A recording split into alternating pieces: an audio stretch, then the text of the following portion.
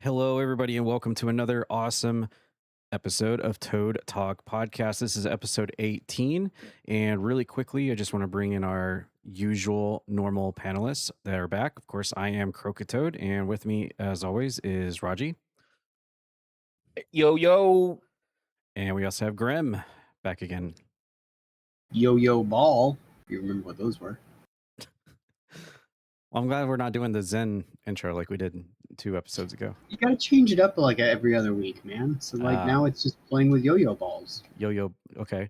Well, yo, I just want to let everyone know, thank you everyone that continues to support and listen to us on all of the platforms that we're available on. That is YouTube, of course, Spotify, and Apple Podcasts. Really appreciate everyone coming in and supporting the podcast each week, every Sunday. Of course, this is a Monday where we're recording this, but I just want to really quick before we go into our GTA 6 giveaway news, talk about how the most viewed episode for our episode of Toad Talk Podcast out of 18 episodes is currently sitting at 128 total views on YouTube.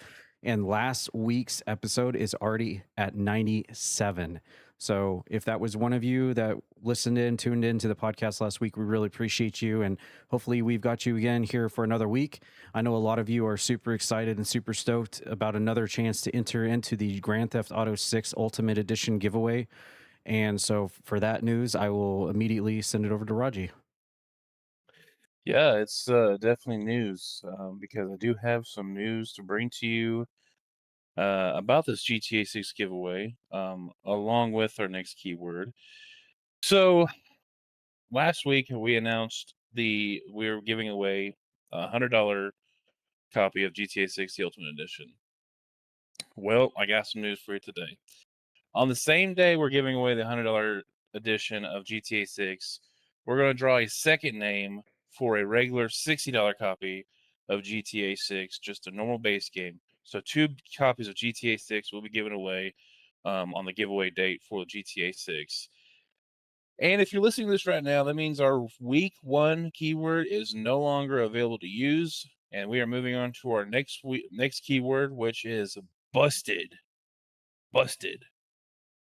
Is that hashtag busted or just busted? It could be hashtag busted. As long as I see the word busted, you're entered. Nice. Just like wasted. As long as I see wasted, it don't matter if it's in hashtag form or if you say it in a fancy sentence. It will be counted as an entry. So, okay, I just want to go back. So we're giving away 2 copies of GTA 6, it sounds Yes, like. we're giving away the Ultimate Edition and we're giving away the base game. Dang, that's insane. Like how many either podcasts or anyone is giving away 2 copies, let alone just 1? That's kind of insane. Well, after they watch this episode, everybody and their brother's probably gonna start giving away because they like to steal ideas. Well, it's crazy enough that we're just giving away the $100 Ultimate Edition GTA 6 first of all, and now like he didn't tell any of us about this. He just blurted it out here just now. So this is news to me, even that we're giving away a normal standard edition of GTA 6 as well. So everybody listening out there, whatever platform you're listening on, make sure to enter in each week. Of course, every podcast is a new hashtag or a code you got to put in, and then after the 7 days it expires, so you can't enter anymore. So make sure you type in the comments section busted or hashtag busted, whether it's on YouTube, Spotify, or Apple Podcasts, to get those entries in, because now you have 2 chances to win Grand Theft Auto 6 come November. Yeah, and man, I was Do gonna say something. you have to do that legal thing again this week? No. As long as I say it, just one time. Just the one time, I believe. Okay, cool. But if just to cover our bases, no purchase necessary to enter this giveaway. Void where prohibited. So if you're allowed to be in a giveaway, which is free, enter, and if you win, you will get your game. Just to follow up on our last giveaway we just did on Star Fox. We announced that winner last week. We have been in contact, and the winner did say he was going to provide us pictures of proof. I don't expect proof at all from anybody. If I have to send you money of the value of the game to get it, and you go and buy something else, it does not bother me whatsoever, because no matter if you got the game or cash, you still got something of equal value. So don't feel the need to have to provide proof that you actually went and bought the game if you have to get cash because you live in a different country. So I'm just putting that out there. Don't feel like you're obligated to provide us proof. Like, we understand the situations of different stores in different countries where we have to provide money instead of the actual physical copy because of different situations. So don't, like you said, don't feel obligated to provide proof. However, if you do want to provide proof, send that over to me. And I'm talking to you specifically, Chris, from Spotify, that was your winning entry, was over on Spotify, who won the Star Fox game giveaway for the Nintendo Switch 2. If you do end up getting that game, which sound like you wanted to specifically get that game, send me over a picture. We'll post it up here on the podcast. As soon Yeah, as you get he it. did. He did tell me to. This was yesterday at 10 o'clock because he lives in a different country. That he was planning on getting it today. And they had a family getaway that was unplanned or randomly planned. So said proof will be sent today. Awesome. Well, I look forward to hearing and seeing it there, Chris. We've already been in touch as well through different platforms. So looking forward to seeing that.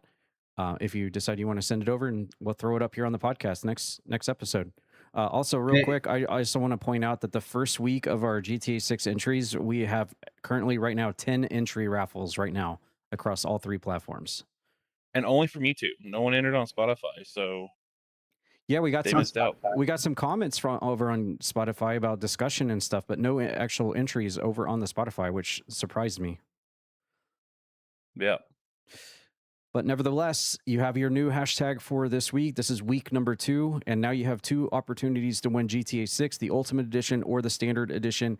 Hey, it's free. Might as well, right? I think I might actually enter into this one. I forgot to do it last week, but I'm going to do it this week. Oh. All right. That being said, we're going to go straight into our Bring Your Own News segment, and I'll start things off. My birthday was on July 3rd, and that was on Friday. And what we did was we did a giant Twitch live stream. Some of it was actually live streamed on YouTube as well. It was 28 hours long is the VOD I'm looking at here on my Twitch page for Croakitoad. I'll go into it a little bit more in depth later on in the podcast, but I just wanted to bring to the news that my birthday was on Friday. And yeah, it was a fun one. I got gifts from all kinds of great friends. I still have another box here I need to still open for my birthday. I've been waiting to do it on in my next live stream. But yeah, thanks Grem and Ash for sending physical box. Thank you Chalk and Hype for sending a physical box that's sitting here next to me. And thank you to everybody else that came by the stream and supported me in one way or the other. Really appreciate that. Hanging out, playing multiplayer, playing my favorite game of all time, Resident Evil, doing some TRLEs, and you because of all the support that you guys did, we got to get that sleep stream, which I didn't sleep worth a jack on that couch. It was very uncomfortable, and I was so glad that after my internet cut out while we were at the very end when we were playing golf with your friends, I was able to just pass out in my own bed. It felt so good. But yes, thank you. How many times have you done that now? I believe that was either my 3rd or 4th overnight sleep stream on Twitch now. Yep. So you think you would get you a blow-up mattress or something at this point, because you know that's going to happen every time you put that as an incentive. We almost didn't get it, but Feats and Ash Stereo came in clutch right there at the tail end and made it happen. So I was thinking for a second, I was like, all right, well, I guess it's not going to happen. I'll be able to go pass out in my own bed. But nope, they came in. They came in at the last minute, and I was like, all right, I guess I better get the couch ready then. But yeah, happy birthday to me on Friday. It was fun. Wouldn't spend it any other way. Lots of fun with friends and support and everything. So if you were a part of that, thank you for being there. And then before I move it over to Raji, I just want to point out that if anyone here is a constant follower of the Croakitoad Pro Wrestling show that we do every Tuesday, we had a stipulation last Tuesday at Beach Brawl, which involved my 2 fellow co-hosts here of the podcast, Grem versus Raji. And Grem actually ended up winning. And the stipulation of the match was that on this episode of the podcast, since Grem won, whoever won would have to choose the other's Bring Your Own News. So I kind of met in the middle with a caveat. So I'm going to let Grem choose Raji's Bring Your Own News, and then we'll also let Raji do his normal Bring Your Own News. So, Well, I have already given Raji his own news that he's got to report on first, so he already knows. So take it away, Raji. Yeah, so Grim doesn't like Croakitoad. That's the news he gave me. That is not the news I gave you. You read it correctly. Okay, all right. Why is everything with you food related, dude? It could have been a lot worse. I could have gone a lot worse. is it about going to Boosie's? No. Today is National Hand Roll Day, and it is celebrated annually on July 6th to honor the Japanese tamaki sushi, a cone-shaped hand roll enjoyed fresh and immediately. So yeah, if you like sushi and a what looks to be like a seaweed ice cream cone, today is the day for you. It's National Hand Roll Day. Yeah, and if you're familiar with that, please post in the comments and let Raji know that you appreciate him bringing that up today. Yes. Yeah. Who doesn't like sushi? Actually, I wasn't aware of this stipulation. I think it might have been announced on last week's podcast. I had to leave early. I'm not sure, but this was news to me, and I had already had my news picked out. I have 2 pieces of news. 2. So I'm gonna go into the first one. If anyone listening to the podcast has been on social media for the last few months, you've probably heard of a girl named Kelsey Fendler. She decided she was going to make history and try to be the first American woman, youngest woman, and fastest woman to row solo across the mid-Pacific from California to Hawaii. She started her journey May 21st, 2026 from Monterey Harbor, California, and her destination was Oahu, Hawaii, which is a distance of roughly 24 to 2,500 miles. She's doing this all by herself in a 24-foot fiberglass rowboat. Well, she arrived July 3rd, 2026. She did it in 43 days, 17 hours and 55 minutes. She not only shattered the women's record of 86 days, she also beat the men's record as well. So, yes, she battled harsh winds, rough seas, and extreme heat while also managing the physical demands of solo open ocean rowing. She documented her progress daily on social media, which you could go look at her TikTok. Her name is Euro Kelsey. On TikTok, she posted every day. And the trip raised over $30,000 for the Whale Foundation, supporting Grand Canyon River Guides. So and then just one more thing, a couple of things that happened while on the trip. On her 32nd birthday, a U.S. Coast Guard cutter pulled alongside her boat, serenading her with "Happy Birthday" in the Middle Pacific. This was just a few days before her arrival. And then as she was coming to the finish line, hundreds of people gathered in the Honolulu harbor to welcome her home, and her family was right there to welcome her onto land for the first time in 43 days. So congratulations, Kelsey. I know everybody on TikTok was rooting for you, and we're happy to see you accomplish such a record. That's awesome.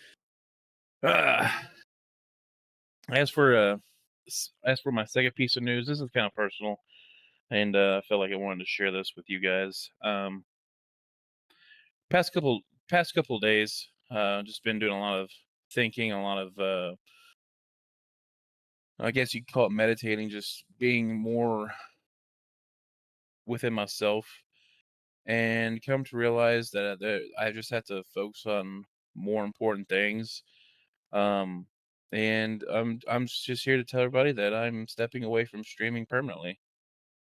I'm still going to be on the podcast. I'm still going to be part of the community and in every way. I'm just saying, for me personally, streaming is not in my soul anymore.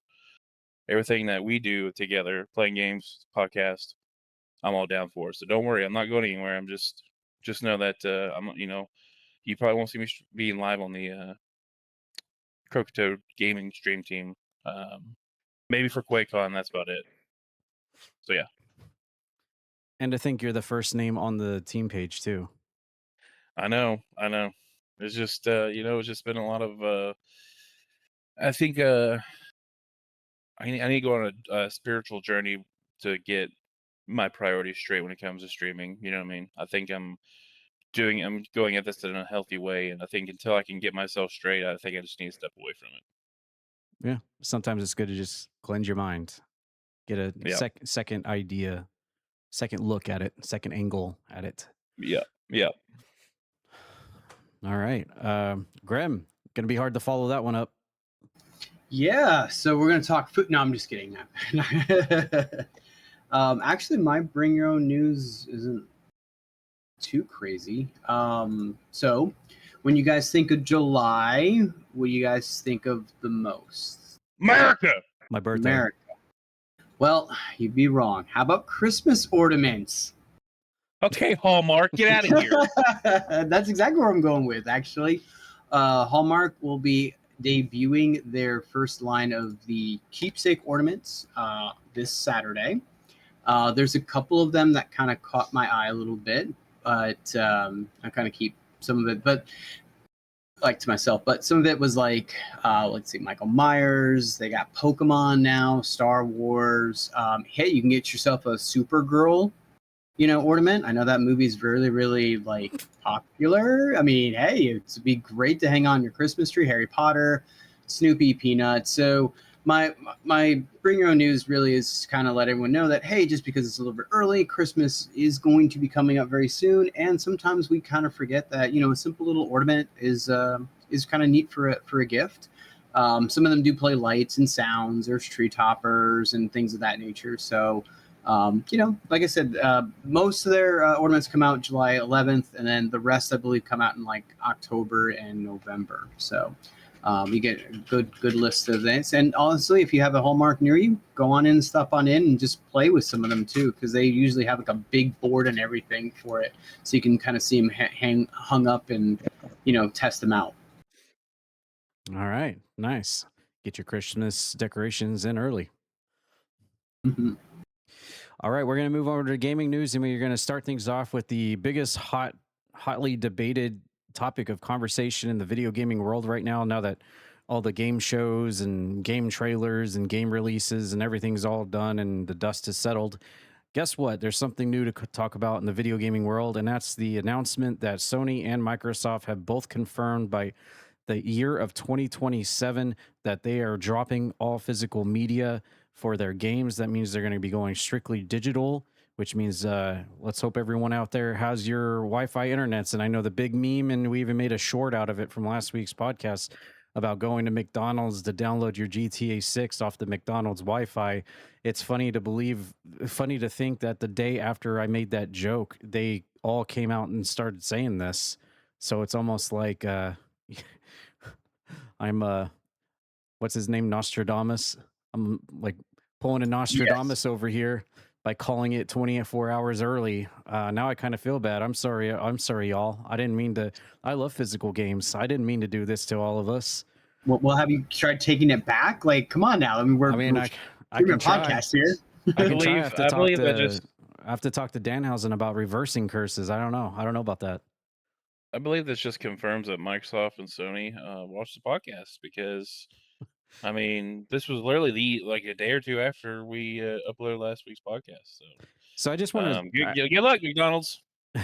I just want to start off by giving my opinion. I'll pass it over to you two.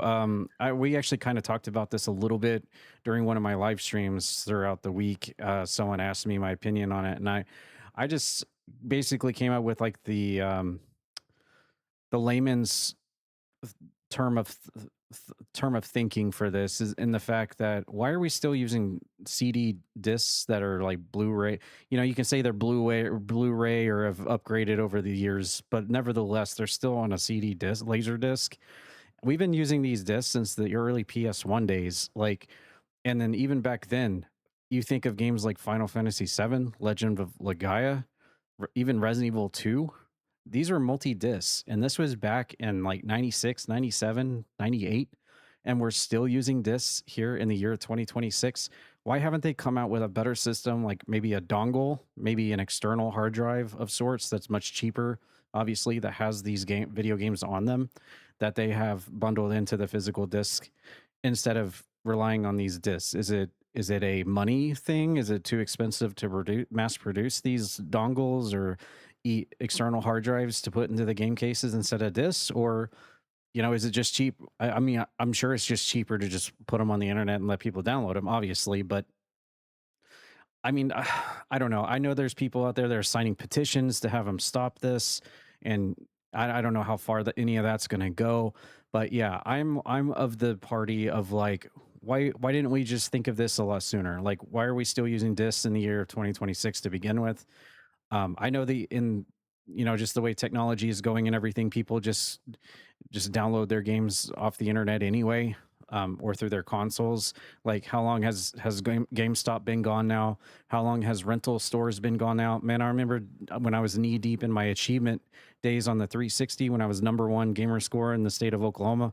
I was going to my Hastings up in Norman sometimes 3 times a day because I was taking games home, getting the maximum achievement on it, then packing it up and taking it right back to Hastings again. Sometimes the same cash register there checking me out, looking at me funny. And I'm like, I'm going for achievements. And then they just like kind of shake their head. I remember those days. I miss those days. I love going to Hastings. I love renting games. And I even supported My Family Video, which was the last store in Norman that was open. And now that's even gone. I actually drove past the place where the GameStop used to be, where I remember going in and buying so many games, from the Darkness to the Darkness on 360 to for my birthday one year, to Saints Row, the original Saints Row with the strategy guide. And even that's gone. I think they turned in like some like massage building or something. So that GameStop's gone now too. And it just brings back sore and old memories. And now physical media is gone. So now you don't even have a chance to buy them online if you want them shipped to your house, just for like memorabilia. And now I'm sitting here thinking, like, I never got my Resident Evil Requiem through Walmart that I pre-ordered like 6 months before the game come out, and I still don't have it. So now I need to check the Walmart website and see what's going to go on with that. I mean, it does say I'm going to get it before December 31st, 2026, which has been the ongoing meme and the joke, and I still haven't gotten it yet. So where does that stand? Am I going to have to refund and try to get my money back now because of this? But yeah, I'm just an old school gamer, and it's just another part of our gaming childhood that is being evaporated and gone.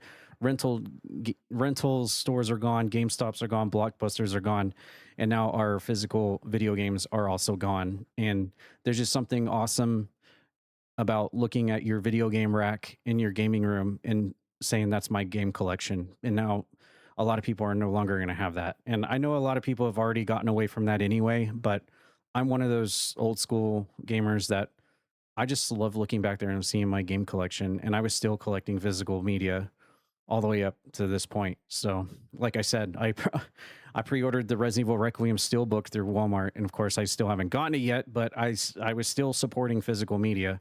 But that's where I stand on it. I mean, I'm still going to play games and download them and install them through the online services. I'm not going to like completely just rebel against video games. I'm still going to play them. It's just a sad day for gamers like me that's been around a long time and love, dating all the way back to the cartridges of the NES and the Super Nintendo and the Genesis, and then through the 360 and the PS2 era and everything else. And now they're gone. But that's my take on it. Raji, what are your thoughts on this? Oh, it was inevitable. I think this whole thing was inevitable just from, I think, probably when Xbox One and, hang on a second, Xbox One and PS3, PS4 and all that, just I knew digital media was going to take over, because we just saw the consoles get more technologically advanced, games getting more massive. And I knew when GTA 6, when it was announced and the rumors kept coming out how big it was and how much it was going to cost. I was sitting here thinking, like, this ain't going to be on a disc. This is not going to be on a disc. I think it's going to be too big for a disc. I think we have finally reached the stage of CD-ROMs or discs or Blu-ray or whatever is obsolete now for these games.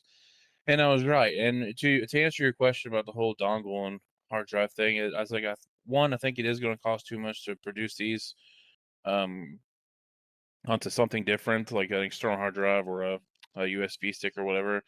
Another thing to think about is the transfer rates on these consoles is so terrible. That it is faster to download games onto your console than it is to transfer it from or install it from a hard drive or a stick, and that would be the only way you could do it is either that or download it, and it's just a lot faster to download it off the internet and have it straight install after it's done. So this was inevitable. I'm not upset about it. I still think they're going to give physical boxes for it, just for those guys who wants to display it on their shelf, or people just go out and make their own boxes and box arts. That way, they can keep their physical media looking like they want it to look. So I know there's people out there that have empty boxes on their shelves, and but they still own the game digitally. They just like that look of having a physical box to say, hey, I own this game. You want to play it? All right, let's go over here and we'll kick it on right quick. So, but yeah, it was inevitable. That's what I did with Resident Evil Requiem. Like I bought it through Steam. I have it through Steam, and I also wanted to, mainly for my Resident Evil collection, but also for my video game collection, is to be able to have it sitting on my rack next to all the other Resident Evil And games. there's absolutely nothing wrong with that. Other than the fact that I still haven't gotten it, but yeah. You got it in spirit. Yeah. Maybe I'll get it in time for Christmas next to those ornaments, right, Grim? Yeah, maybe. I didn't see any Resident Evil ornaments though for Hallmark, but Darn. again, yeah, this was going to happen. I know a lot of times too. The biggest thing at times was, hey, is the next PlayStation or the next Xbox, is it going to be backwards compatible with the games that I currently have? They're kind of doing it now digitally like that, or like what they're going to be doing, will alleviate that, right? Like, oh, okay, yeah, as long as I can play it on the PS4, I can, play it on the PS6. You know what I mean? So it was going to happen. Now, granted, I mean, I've collected a couple of games. I do keep the boxes, but it's not really for show. It's just to kind of like say, yeah, I have it. So as a non-collector, this really doesn't bother me at all. Like, it was just going to happen this way. We all knew it was on the way. It's just that it's finally happening with a game, like the GTA 6 kind of being the wheel that's starting to roll this down. Again, it's crazy because, again, you when you were talking about going down to the local rental store and everything like that, I was thinking about when I went to Blockbuster when I was a kid, and renting out games and whatnot.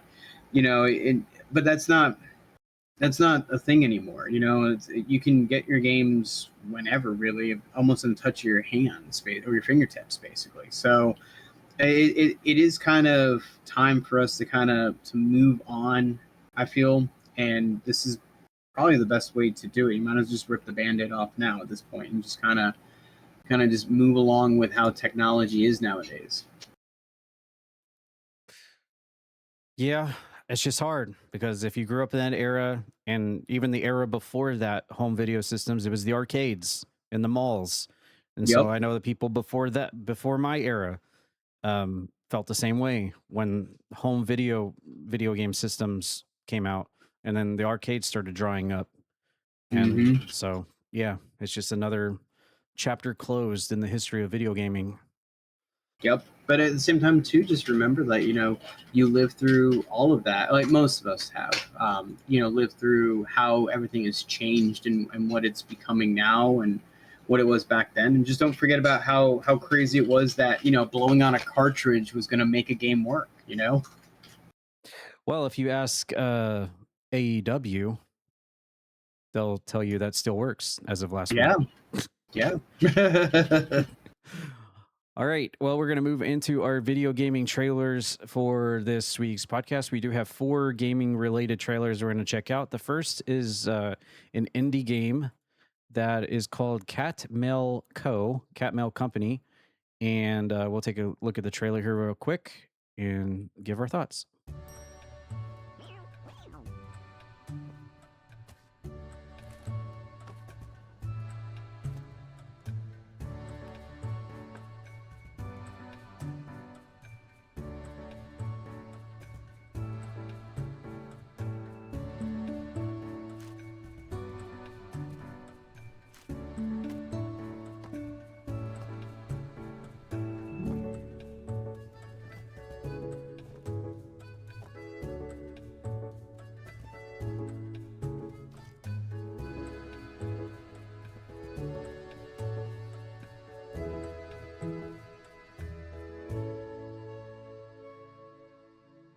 Nice, short and sweet trailer there. There's always a certain charm to seeing these indie game trailers like this. Always very awesome. This game actually officially released today, as of the recording of this podcast. Cat Mail Co. In the synopsis of the game here on the trailer is take a look at the release date trailer for Cat Mail Co., a cozy post office simulator run by cats, a quiet island, a forgotten post office, and a mountain of undelivered mail. You arrive just in time, or perhaps a little too late. The former postman has vanished, leaving chaos behind. Parcels piled to the ceiling, customers growing impatient, and once thriving post service on the brink of collapse. One package at a time, you'll bring it back to life. Cat Mail Co. will be available on PC, Steam on July 6th. That is today. It doesn't make any mention of multiplayer, although I did see, I guess those were NPCs then, roaming around while you're performing these tasks. You do see a fellow cats in this post office. And honestly, I'm gonna be honest with you, the first thing I thought of as soon as I saw this trailer was like, wow, this must be what it's like for Grem to work in real life where he works, or at least used to work. It looks like there's quite a dynamic of making the packages. You have to get the weight right before you ship them out. You have to run it through an X-ray scanner to make sure there's no no-nos inside the box. And I guess the ship comes in to take the boxes where they need to go. Overall, it just looks like a very cozy post office simulator, and you throw in the cat aesthetic, the cat theme into it. People are going to immediately love it. People love cats in their indie games. And this just looks like a very cozy, low-key time here. And if you're a fan of doing like adulting tasks like this, or power washing, or cleaning, or picking up, or doing tasks, adult job tasks in your video games like this in a cozy setting like I am, then I think you're going to absolutely love this from just looking at the trailer here. Raji, what are your thoughts on Cat Mail Co? Do you think this hits the spot? And we haven't really seen a whole lot of games like this where you're like behind the scenes in the post office making these deliveries and getting everything right. Yeah, I know there's a game that just came out. I don't remember the title of it. It kind of reminds me of the way this, but it's more um the logistical side of packages. But yeah, I just read that this game will have 4-player co-op. So it says it's a cozy, stress-free gameplay loop with no timers or penalties. 4-player cooperative gameplay. You can divide tasks, optimize your workflow, or simply enjoy the routine together. So I think this will be something we would all enjoy, all three of us. We could play this while doing the podcast and just be so at zen that it would be crazy. This comes out what, 3 days from now? Yeah, this is definitely a buy for me. No, it actually came out today, July 6th. I'm looking at Steam. It says planned release date July 9th.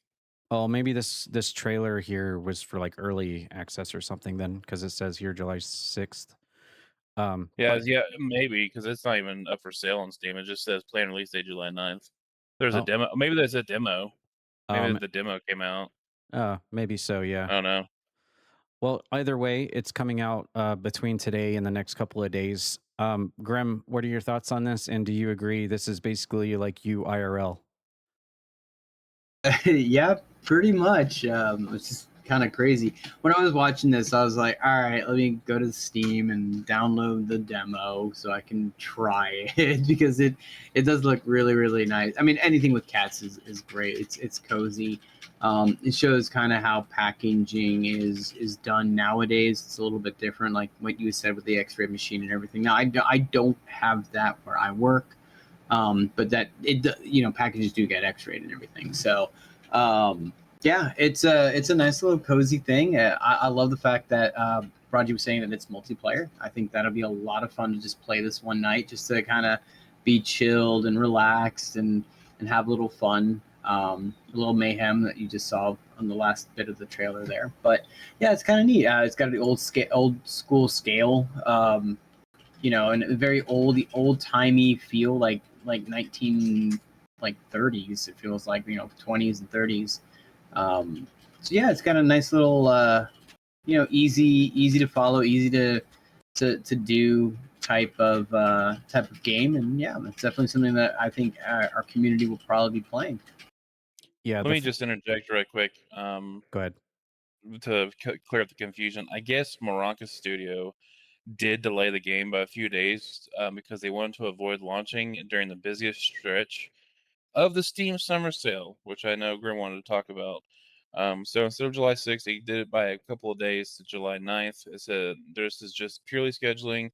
And because of this delay, they decided that during the first week of release, every purchase will include a free supporter pack with an art book, soundtrack, and a small surprise. After that week, the pack will be available as a paid DLC. Nice. And I guess we can kind of touch on that real quickly with the Steam sale real fast. Like if anyone is wanting their last bit of the Steam sale, July 9th is the last day for it. So if there's anything that you've been planning on picking up, this is kind of your little wake-up call right now to grab it before, we have to wait another, 6 months for the winter sale, and hopefully, something will be, less off. Autumn So, sale. yeah. Okay. So, yeah, there you go. Yep, there's the autumn sale, the winter sale, and then of course they'll probably have something for QuakeCon as well, like they usually do. Yeah. But yeah, that looks super cozy. Definitely add that to my wish list if it's not already. And the It's already there. It's already on my wish list. All right. Yeah. Figured as much. The 4-player aspect definitely perked my ears, no pun intended, because that sounds like a lot of fun to do in 4-player co-op. All right, speaking of 4-player co-op, we saw the Dead by Daylight big announcement event they had a few weeks ago, back when everyone was dropping news about literally everything about video games, and they actually revealed this at the show. We watched this live in our Discord server. They just basically said, hey, guess what, there's going to be more Silent Hill added to our Dead by Daylight. And that's when Behavior Interactive revealed that they are going to add a new legendary outfit for Cheryl, who's already part of the game and part of the Silent Hill franchise, that transforms her into Hinako from Silent Hill F. And it is now available as of 6 days ago, actually. So last week. And then they also, this isn't a part of this trailer, surprisingly. Maybe it is in a teaser at the end of it. But you know what? We'll watch the trailer here real quick. And if it's not, I will mention it.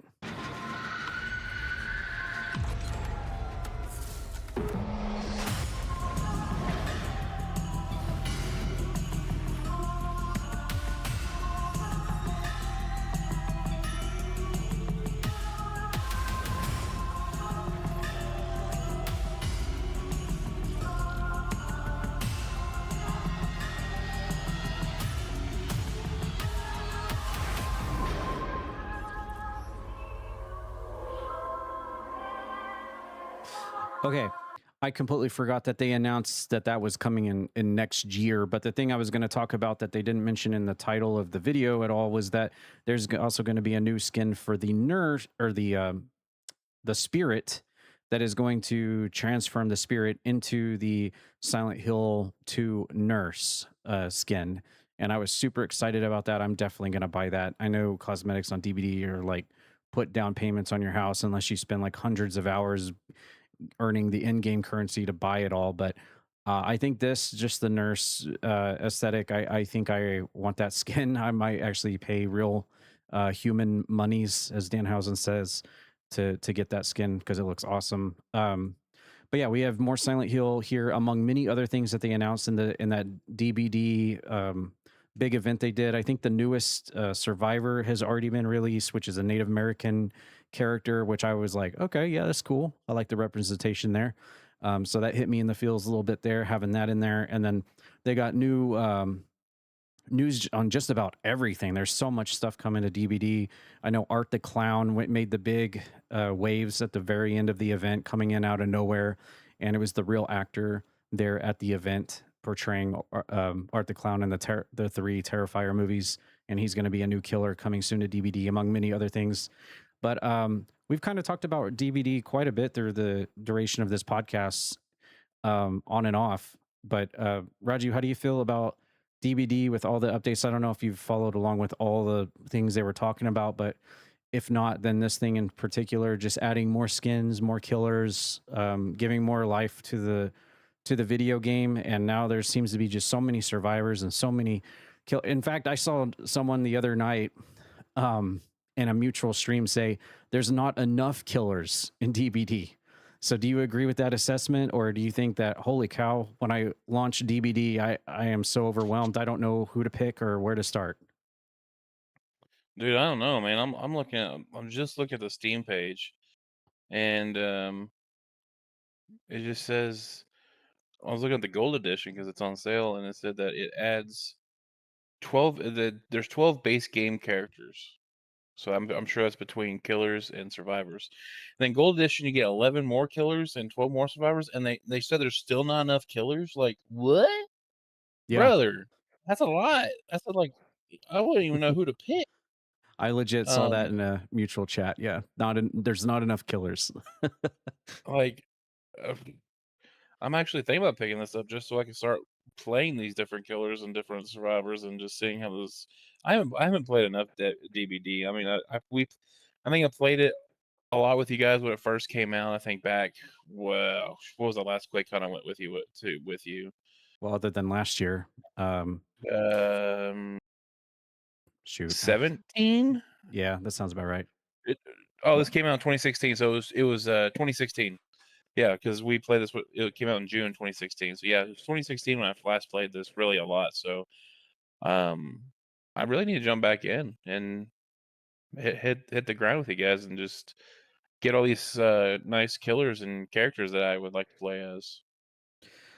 Grim, you play DBD with us from time to time. I know you don't play it all the time, but when we do get together and play a few rounds, you do jump in there. Do you ever feel like you're kind of overwhelmed as to which character to select because there's just so many, or do you feel like it's not as overwhelming as you would think? No, it is overwhelming, and I'm really bad at this game. So, but yeah, I think we need like just a night dedicated for just playing Dead by Daylight. I know when we throw it in like multiplayer nights, we get like a few games in, and then that's it. And on top of that, too, when we get to that, it's usually pretty late. We don't get everyone in. I think if we just dedicate like one night for just Dead by Daylight, I think we could kind of get a lot of people not only into it, but maybe just playing our own games kind of deal where we don't need to have randoms come in. But yeah, it's I think it's got a perfect balance, and I know that's what it sounds like that's what they try to do is they have a perfect balance between just a survivor and a killer, and just kind of go from there. I think it's really cool that they add characters like this. It's not how it started, because it was just regular survivors, and then just what was it, like Trapper and Huntress and things of their creation, and now it's blossoming into like Art the Clown, Silent Hill. There's Chucky now that you can be as a killer. So it is kind of neat how this game has evolved from where it began. And I know we're watching the broadcast, like you said, on Discord, and they're going to be doing a lot more updates and changing the game a bit and everything. So in the whole grand scheme of things, it is probably a good time to probably get into this game now and kind of figure out the game mechanics and everything. Alrighty. Well, there's a lot more to look forward to in DBD between now and next year. More killers, more intellectual properties coming and being added to the game constantly through expansions and DLCs, and there's just so much to choose from in the game for almost everybody to get a little bit of between Stranger Things to Dungeons and Dragons to Silent Hill to Resident Evil to Castlevania. You got a little bit of everything in DBD, and they're not done yet. All right, moving on to our next game. This is a game that has been recommended to me actually a few times, and it is actually already out. But we're going to take a look at the trailer here for the first time on the podcast. This is a game that was, I believe, revealed on the Nintendo Direct, although it's also on Steam, I'm quite sure as well. But this one's called Elliot, the Millennium Tales, and it came out last month, June 18th. We're just a little late to the party on talking about it here on the podcast, but I wanted to at least bring it up here on the show because I've had a lot of people talk to me about this and recommend this game to me. I know one community member, Lady Lavin, said she was really in love with this game and couldn't put it down. So let's take a look at the trailer here and see what Adventures of Elliot's all about.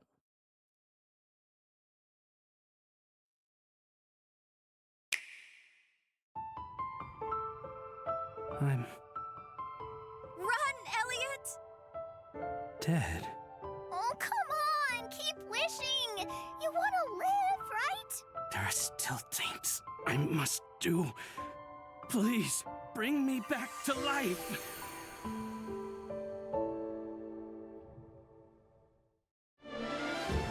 Elliot and the Fairy Fae adventure across Philadelphia.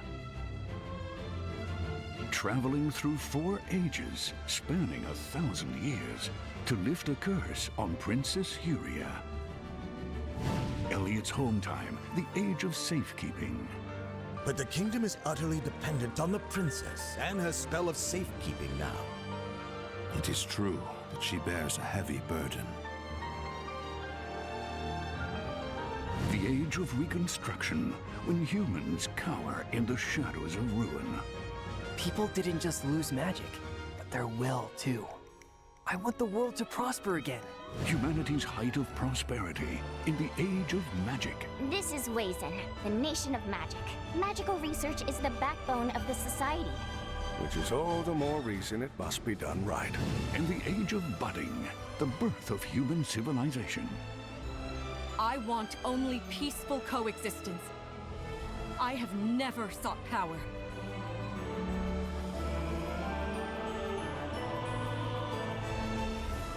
Philadelphia's history is woven by the emotions of its inhabitants. Those emotions, at times hope for the future, at times the world's downfall, envelop all those in it.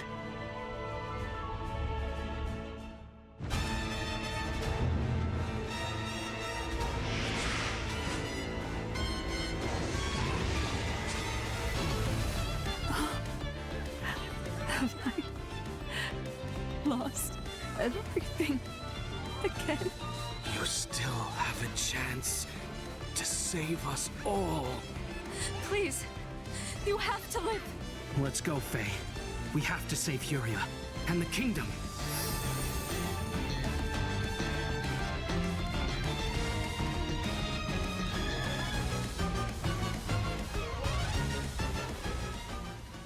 All right, that was pretty cool. Definitely, it's Square Enix, so I could definitely see the inspirations there. Definitely gave me vibes of like the earlier Final Fantasies for sure with the pixel. And for a second there, I thought it was going to be the same kind of combat where it's like turn-based combat like the original Final Fantasy games. But come to find out, when you get into the combat part of the game, you can actually move around while you are battling the monsters. It's kind of like got a free roam, kind of walk around and dodge, and maybe even a parry ability here. From what I'm seeing here, like if an enemy is about to shoot you with a projectile, you click a button to parry it, or so it like bounces off your shield or something if you click it at the right time. That's kind of a cool dynamic there. I'm sure it's probably not the first time it's ever been done in an RPG like this. I'm just not familiar with that. Usually when I see a game like this, I just think of like Final Fantasy 1 through 6. So I'm kind of in that mindset. I haven't really expanded a whole lot outside of that in the RPG realm. But looking at this, it looks like they take of what's so awesome about those original, basically like a 2D Final Fantasy game that were, the origins of the franchise of Final Fantasy and other game RPGs like that early on, and give it kind of like a 3D twist to it a little bit with the upgrade into the combat, so you're not just sat there having a turn-based battle. And then you got the full voice acting and everything else. The graphics look really cool while also keeping that nostalgic touch, that nostalgic hint to it. I can definitely see, for someone who's like a big fan of like RPGs and just wants to dive into a world and lose themselves into a story, I can definitely see where this can hit the spot in 2026. So yeah, I can see where all the hype is here and the suggestions for me to play this.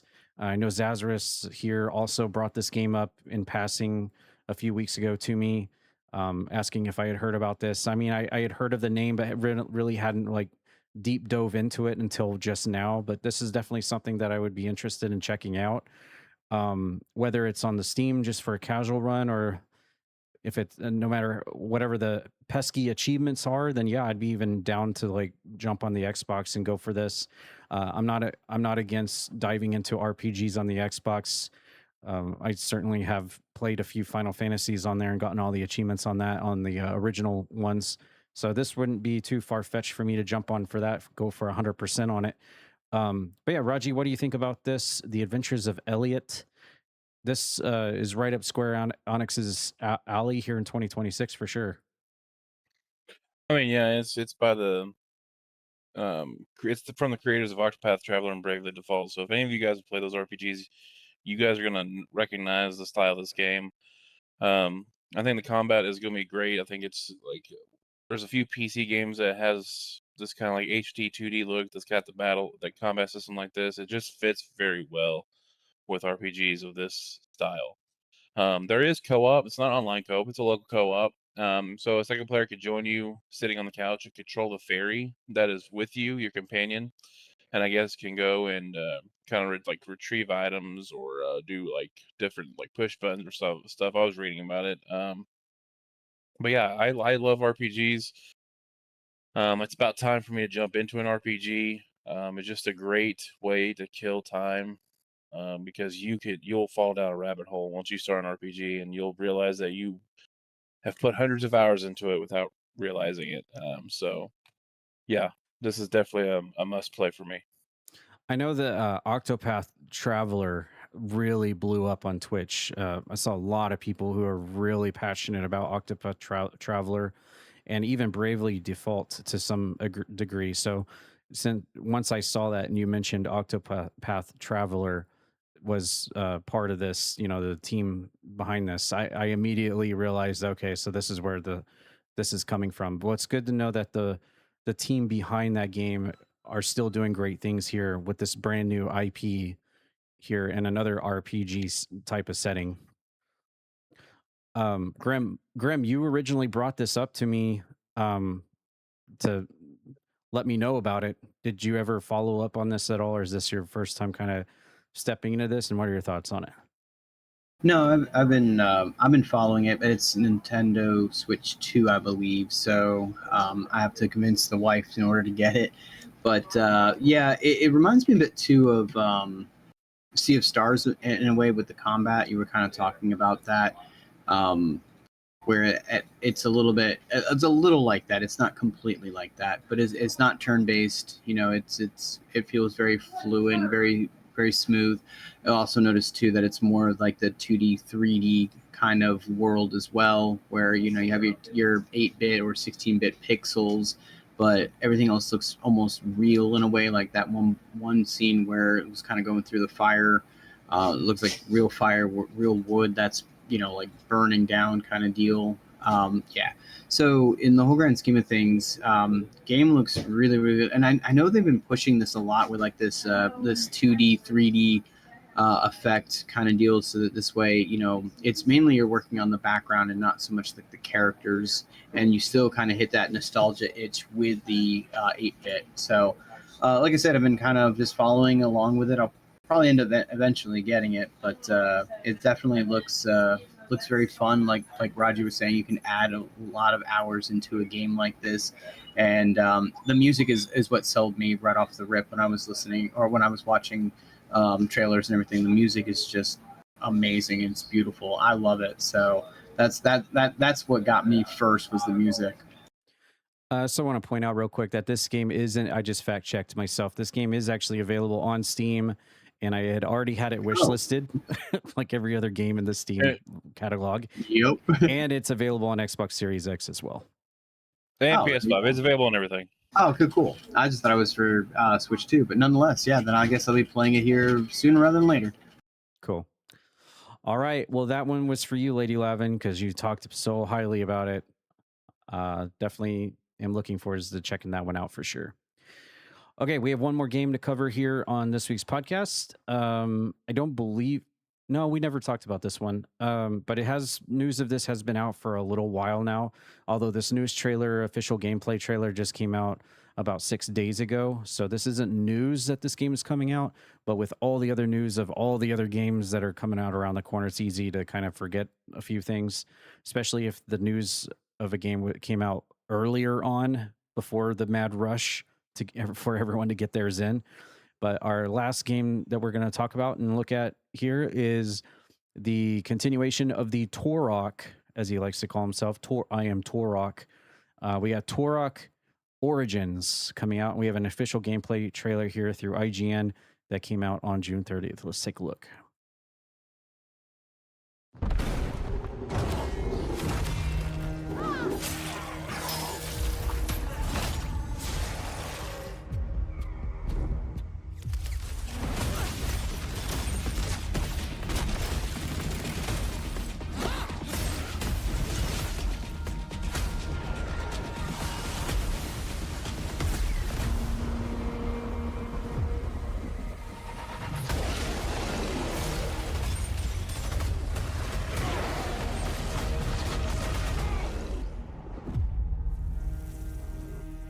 Wow. That's pretty wild. Coming fall 2026. I wonder if it's going to be September. But yeah, Turok has been announced for a while now, but they just came out with this combat trailer. I guess they figured, it's been a while since we announced that our game's coming out, and then all this other stuff happened. Now let's get at least something out there to remind everyone that Turok is coming out. The synopsis says, don't miss all new gameplay trailer for Turok Origins, the return of legendary dino hunting series developed by Saber Interactive. Battle dinosaurs alone or as a part of a team as you uncover an alien threat hellbent on destroying all human life in the galaxy. Wield a vast arsenal of powerful weapons and utilize the DNA of your fallen enemies to augment your own skills. Turok Origins is releasing fall 2026 to PS5, PC, Nintendo Switch 2, and Xbox. So just like the RPG before this, the Elliot RPG, this will also be releasing on literally every platform. Yeah, I have to be honest. My only experience in Turok is playing the original one, which I do have a full playthrough of through Steam. And then also the Xbox 360 one. I can't remember the name of it, but I remember really loving, or not the 360, the original Xbox. I think it was Turok Evolution was the name of it. And you could use like poisonous arrows.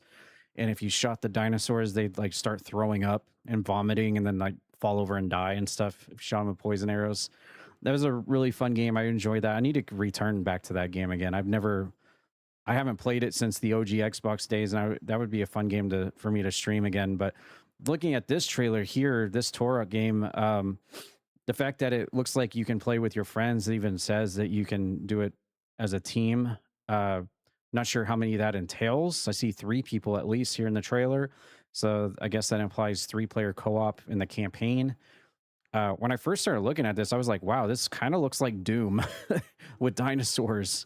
It's a little bit leafy and green, but man, it kind of, and then you got the third person in there, but outside of that, like giving like a lot of Doom vibes here with this. But hey, that's a good thing when that's the first thing I think of. Doom's a good one for my mind to compare it to. But yeah, this looks really cool. A 3-player aspect into it. You're shooting up dinosaurs. Yeah, count me in. I'm all in for this one. I can't wait to see a little bit more of this, but I'm definitely interested in.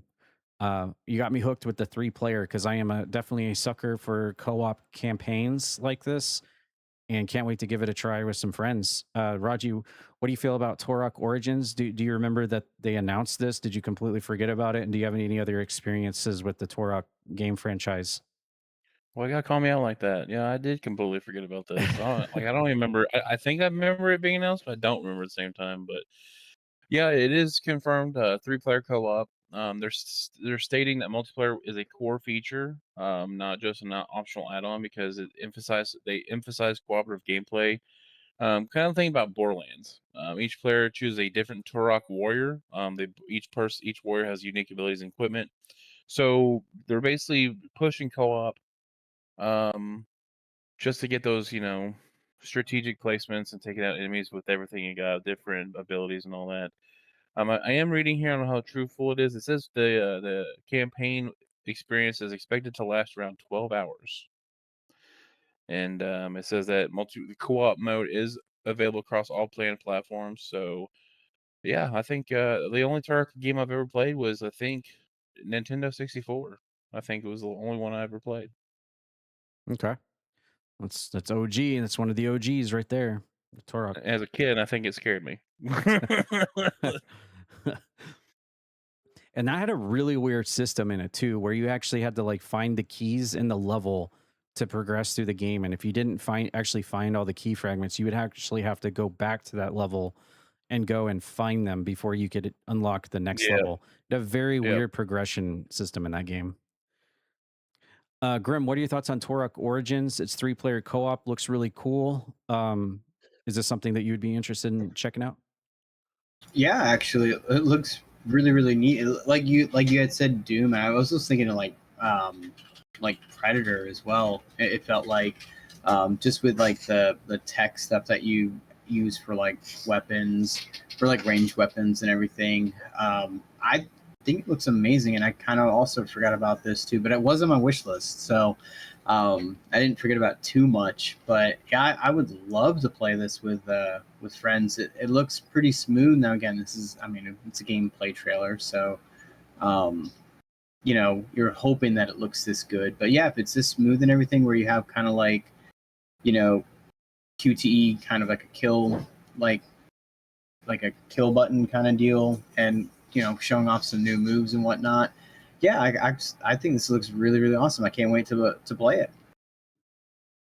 All right, Turok Origins definitely on my radar. And you said the sweet spot, fall 2026. So, like I said, does that mean September? Whew. I mean, it could be October technically. Or we know it's November. It's gonna be November. No. November 14th or whatever. No, November. What is that date? I gotta look now. 19th. 19th November, Thursday, November 19th. Oh, jeez. Yeah. When the whole world shuts down. Yeah, right.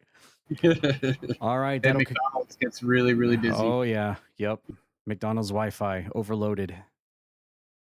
All right. That'll conclude our gaming block for this week's podcast. We're going to move over into sports, where we currently are in the middle of the round of 16 for the FIFA World Cup. And we actually have some games ongoing right now. And I just refreshed the page, and oh no, USA, come on, brothers, let's pick it up, boys. But yeah, we've got France and Morocco advancing on. Canada and Paraguay are out. Portugal has been eliminated. Spain has moved on to the next round, as well as Norway and England.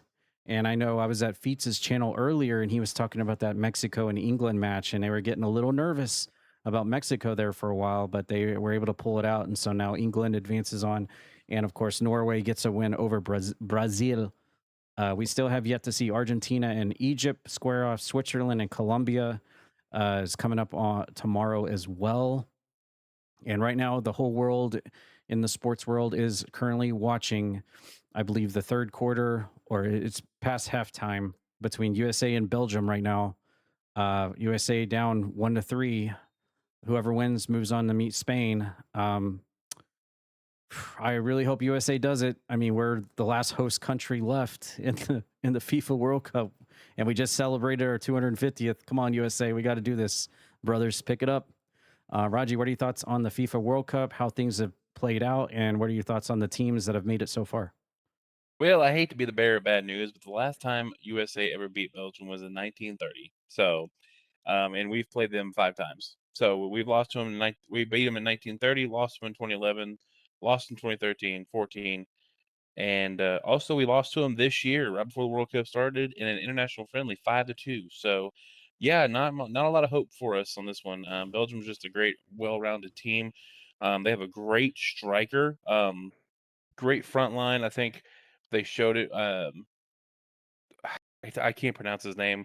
But I think he's already scored. Yeah, he scored 2 goals already on us, and he is, yeah, it's bad. I don't expect much. As for the other games of the World Cup, I just want to throw back to round of 32. I want to talk about the Argentina Cape Verde game. Cape Verde was I'm sure the entire world was rooting for Cape Verde and their underdog story, and how they had the absolute best World Cup game I've ever watched against Argentina. They didn't win. It took, I think it ended in 120 minutes, I think, or 115 or whatever. They did fall to Argentina 3-2. But Argentina, every time Argentina thought they had it well in hand, Cape Verde was right there to equalize it, tie it up, and say, "Not so fast, my friend. We're still here." And I think the whole world was cheering them on, and we were hoping they could pull off the win and eliminate Lionel Messi from the World Cup, as was Neymar, and as was Ronaldo today. So shout out to Cape Verde, being the smallest country to ever make it to the knockout, and almost got a knockout win against Argentina in the round of 32. Other than that, yeah, the Mexico-England game was a crazy one. I think England scored like 2 goals within minutes of each other, and then we thought that was it. Mexico kind of came back. We kind of like stuck around, but England just had it well in hand. So yeah, it's been an interesting World Cup. I think USA's run is over today, and we'll see what this time next week. We'll talk about whether or not I'm sorry. What was the other 2 games that we had left to play? Argentina versus Egypt and Switzerland versus Colombia. That's tomorrow. That is tomorrow. Okay, because it wasn't showing on the. Oh, there it is. Yeah. So Argentina, Egypt, Switzerland, Colombia. One thing, I'll talk about Egypt real quick, and then we'll move on to Grim. I don't know. I'm not big on soccer. I know the big names like Neymar, Ronaldo, and Messi. Messi. I don't know if anybody. I don't know anybody on Egypt, because I was shocked to see Egypt eliminate Australia. It came down 1-1, and then they won 4-2 in penalty kicks. For those listening that doesn't know, I think soccer will go into extra time as far as 120 minutes, I believe. And if it's still tied after 120 minutes, they go into what I call overtime, which is just basically penalty kicks. They compete in penalty kicks, and that's what happened. Egypt won 4-2.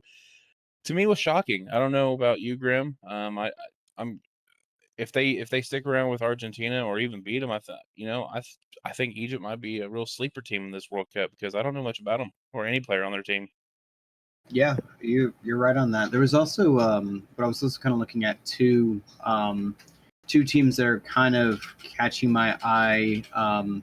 The big one is Spain. Obviously, Spain has scored 4 goals and not have given up any. And then the team that I actually picked last week to kind of have everyone kind of be watching is France. They've done the exact same thing. They've scored 4 goals, haven't given up one. And right now, France and Spain are, past the round of 16 into the next round, the quarterfinals. So, they also have a good popular player that don't know how to say his name. Yeah, so it's kind of wild how this is going. But you're right. Like, Egypt is that team that can be the complete dark horse spoiler team that not many people were expecting to get as far as they have. And I know you were talking about the USA. All I'm going to say is you never give up. You don't count it out until it's finally over and done with. Even after stoppage time, As they score another goal. No, well, still. I don't know. I was going to say, wait, hold on. I'm watching it too. Like, what are you talking about? But no. Yeah, you can't give it, which is funny too, because I saw a commercial for the FIFA in the US, and it had one of the players from the Miracle on Ice basically said, "What, don't you believe in miracles?" So it's not over until it's over. It's looking very grim right now, but yeah, who knows what will happen. But like I said, France is still in, and that was kind of the team I said to kind of watch for.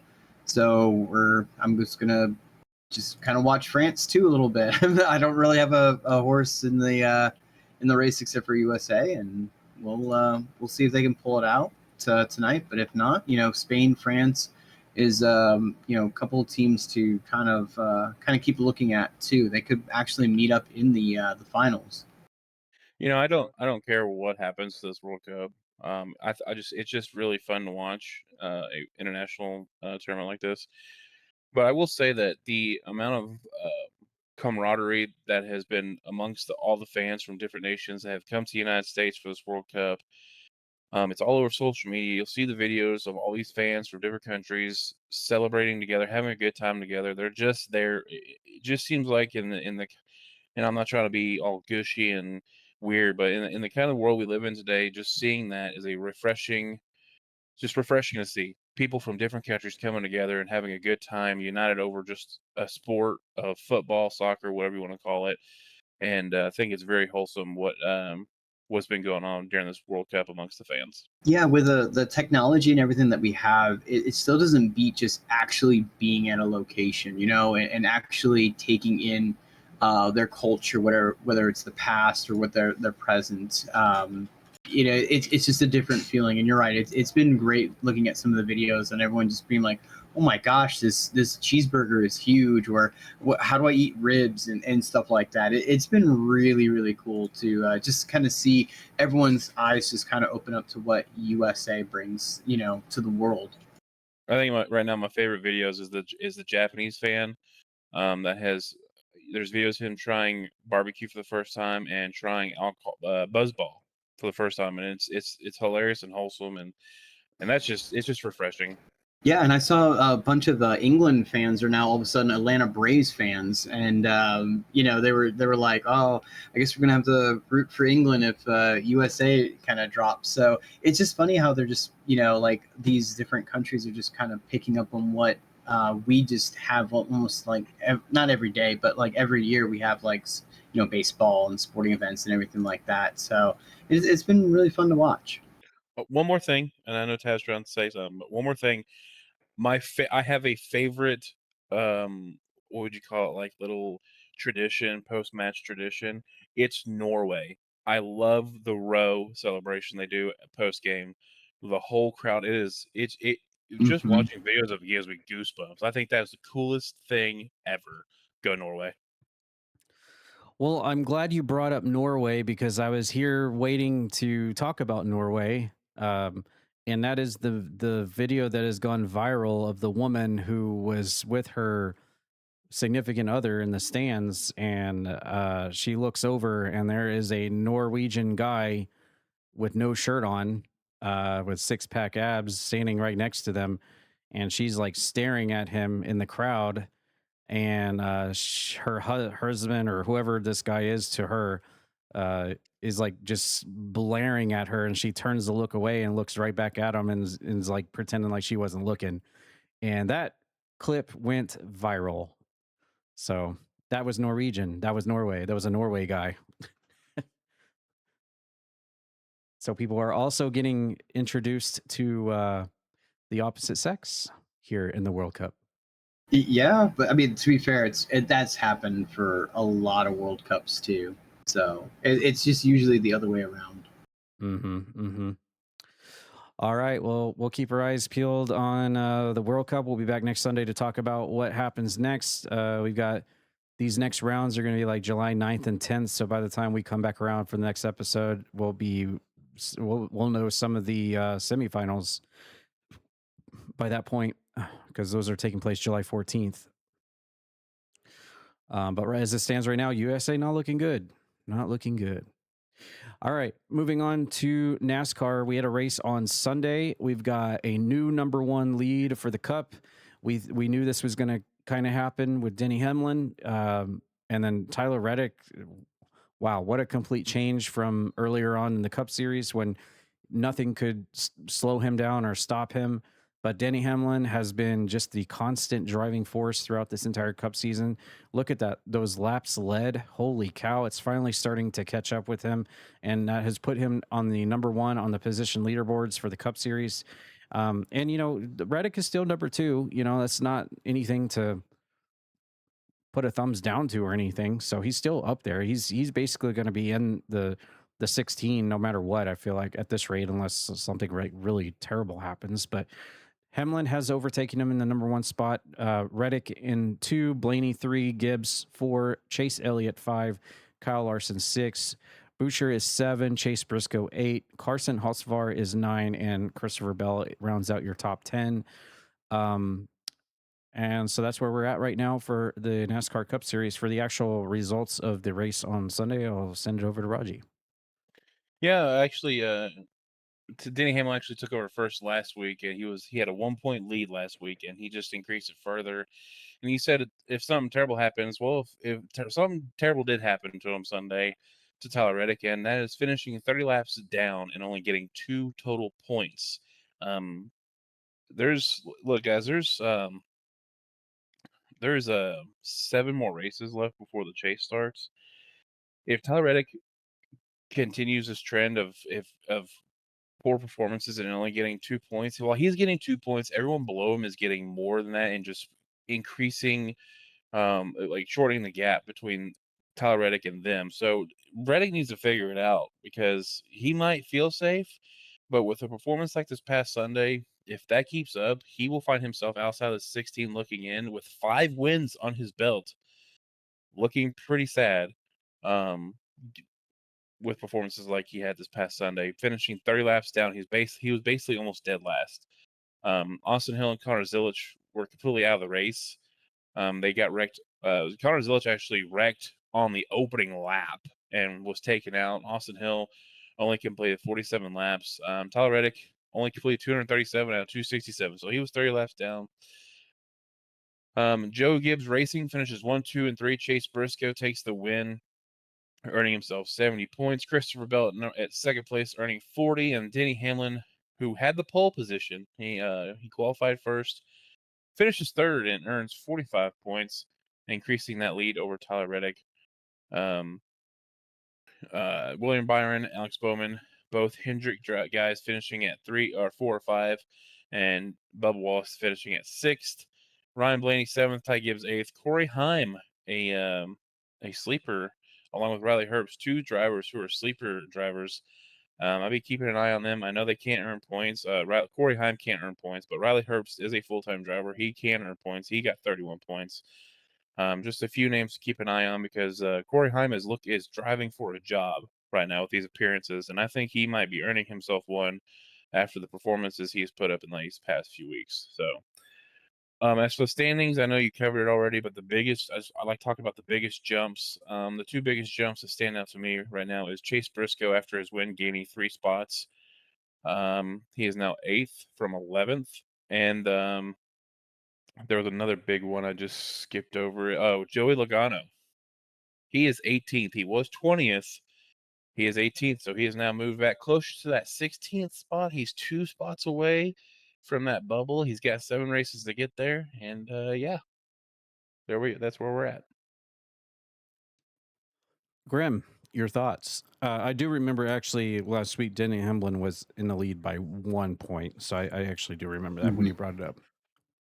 Yeah, we talked about it in the beginning when Tyler Reddick was like winning all the races, and you're like, well, he's pretty much in. And I know we were saying like, well, I mean, he's in, but you can't keep that streak going forever. And sometimes though, like when you have trouble mid-season, you're gonna have trouble somewhere, right? It's either in the beginning of the season, middle of the season, end of the season. Sometimes it can be the entire season. You just kind of hope that it's just a mid-season flunk for Tyler Reddick, and when the playoffs finally happen, that's when you got your go face on, and you're gonna change up everything, and everything's gonna just start switching around for you, and you're gonna get back to where you were with like winning 5 races. What was it, 3 in a row? Or was it 4? I can't remember now. Tyler Reddick. It was 4, 5 total wins, but 4 in a row. Yeah, 4 in a row. I will say the biggest gainer was Chase Briscoe. He moved up 3 spots from I think 11th to 8th, and then the biggest loser currently right now after last week, or after last Sunday, Ryan Pierce went down 2 spots from 15 to 17. So he was in the playoffs, and now he is out of the playoffs if they were to end today, which obviously it doesn't. So it's fun to watch this kind of like the 16 here, just to kind of see who's kind of trying to fight through and try to get that last spot. Joey Logano moved up 2 spots to get into 18. So again, Joey Logano could make a run, get into the top 16, and then kind of can fight for the championship. So again, we talked about it. Tyler Reddick. I mean, Denny Hamlin is a very talented racer. Don't get it wrong. But it just takes a few bad races, and all of a sudden, you're kind of questioning now if Tyler Reddick is actually going to be able to handle this going forward and into the playoffs. So, I mean, we'll have to wait and see. But yeah, right now, if you were going to have a stretch where it was going to be bad, now is a good time to do it, so long as you can break out of it. Another thing I want to touch on, I forgot to touch on this a couple weeks ago when it started. NASCAR has the 2026 in-season challenge for the TNT sports portion of the summer schedule, which the winner of this tournament, it's a bracket tournament. The driver winning the tournament earns $1 million. We're down to our final 8, and that is Alex Bowman, Todd Gilliland, Chase Briscoe, Chase Elliott, Danny Hamlin, Christopher Bell, William Byron, and Ryan Blaney. And the matchups coming into this upcoming race is Alex Bowman, Todd Gilliland, Chase Briscoe, Chase Elliott. Basically, the list of drivers I said: Danny Hamlin versus Christopher Bell, and William Byron versus Ryan Blaney. The championship for that tournament will be determined at the Indianapolis 500. I'm sorry, the Brickyard 400. I'm so sorry, I did not. NASCAR fans, don't torture me. Racing gets me mixed up. Brickyard 400 at Indianapolis. This week, this upcoming race is going to be at Echo Park. They're going back to Atlanta.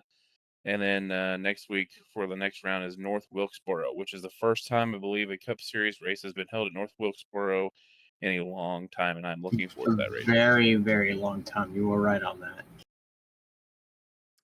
All right, we'll keep our eyes on it. We'll see if Denny Hamlin can stay in that number 1 spot moving forwards, or is Tyler Reddick going to turn it around and jump that spot again? Because they're very close to each other. Oh, let me say this. The race at Echo Park, because I think it's funny, and I have to say it. Quaker State 400 available at Walmart. That is the race name. I am not kidding. That's what it says on the schedule. Quaker State 400 available at Walmart. Well, you know what's not available at Walmart? It's Resident Evil Requiem. Yeah, they might be out of that, but don't worry, you might get it at the end of the year. Yeah, I might get it by December 31st. I'll keep my eyes peeled for it. Maybe it'll be in time for Christmas. Maybe. Well, speaking of Christmas, we've got Danhausen back in WWE once again, up to no good. And we're just going to quickly do a recap of what Danhausen was doing. And this was actually on my birthday. So Friday Night SmackDown, July 3rd. Let's take a quick look here and see what Danhausen was up to last week in WWE. Oh, Danhausen, that would be wonderful. Because I don't have any of it. I don't know who I'm going to ask. So, hey, Danhausen. Hey, Zack Ryder, how are you? You know. Anyway, I saw what happened on Raw with the Judgment Day. Oh, yeah, no need to worry. Danhausen has it taken care of. He has a match with that guy with the head. He's always following around Dominic Mysterious. J.D. McDonough? Yeah, maybe that's it. I don't know. Anyway, I'm going to wrestle him at Saturday night's main event at Madison Square Garden. Hope you need any backup. I'm your guy. No need. I just got back up on the phone. You saw. Invisible backup? No, he's real. He's from New York. I'm going to take a train down there. I'm going to meet him. I'm going to explain the whole plan to him. It's going to be great. It does sound great, yeah. Yeah, actually, you know what? Since you're here, I have something for you. You can help Danhausen finish his new experiments. You just have to twist that. No, why do I have to do it? Because your muscles. That's a good point. Okay, Yeah. just twist this? Yeah, twist it. Okay. Safe. What is going on? Oh, what? Hey, wow! What is this? Wow! This isn't supposed to be happening around. What is it? The Judgment Day must have sabotaged my experiment. I gotta go. Zack Ryder, you're in charge of these two. You're right. Oh my God! Take care. Spike your hair.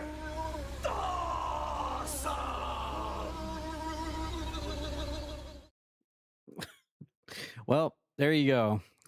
Danhausen teasing a match against what was it, JD McDonald on the Saturday night's main event coming up, and I guess it's going to be taking place in New York. Is that what he said? Yeah, Madison Square Garden. Yes. Oh, yeah, Madison Square Garden. All right. Well, Danhausen has got a lot of connections to New York these days, so I'm sure he's going to get popped out of the building for this match against JD. and Zack Ryder there said that he will provide backup. Meanwhile, we have Miz and Kit Wilson sitting in the background with their little helmets on, and they're still zombified. There's still the cloning machine, and there's still do we still have the Frankenstein's monster under the thing over there as well? We got lots of plot. Yeah, we do. It's been graffitied on, but it's still there. We still have we have lots of plot devices going on when it comes to Danhausen these days here in WWE. But yeah, the shenanigans continue on my birthday for SmackDown. Grem, your thoughts on Danhausen and another week of WWE?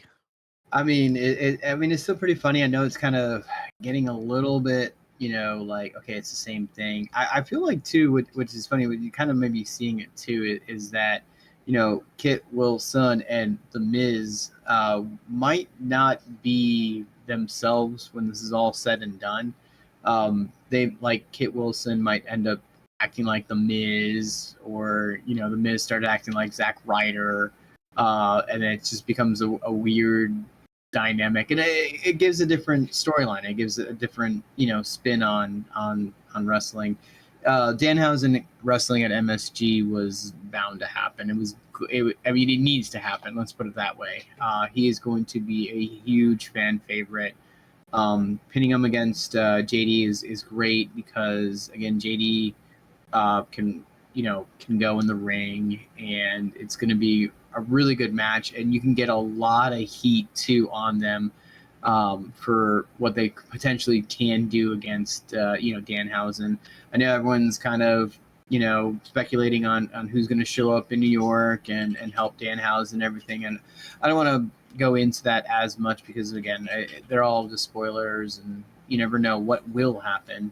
But it definitely gets you intrigued on the match heading into Saturday Night Main Event, and definitely a must see match now. And there's nothing on the line. It's just two people facing each other. Well, I'm going to tell you right now, being not a avid watcher of this and just seeing what we see here on the podcast when he's talking about New York, I just immediately think of like whoever the main player is for the Knicks. That's who I think. Jalen Brunson. Yeah.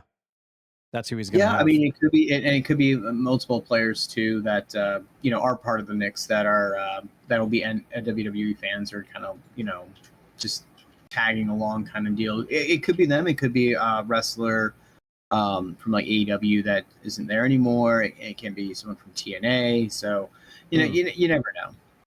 Who's did you have someone in mind when you said that? Who's would be in New York? Well, I mean, okay. So I didn't really want to. And if anyone doesn't want to be spoiled or anything like that, mute for like a couple of maybe seconds or minutes here.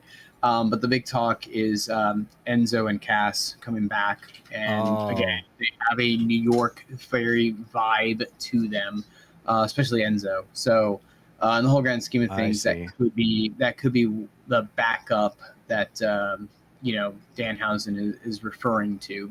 So, well, I know we talked about that earlier on the podcast about who would be under the on the bed, the Frankenstein's monster.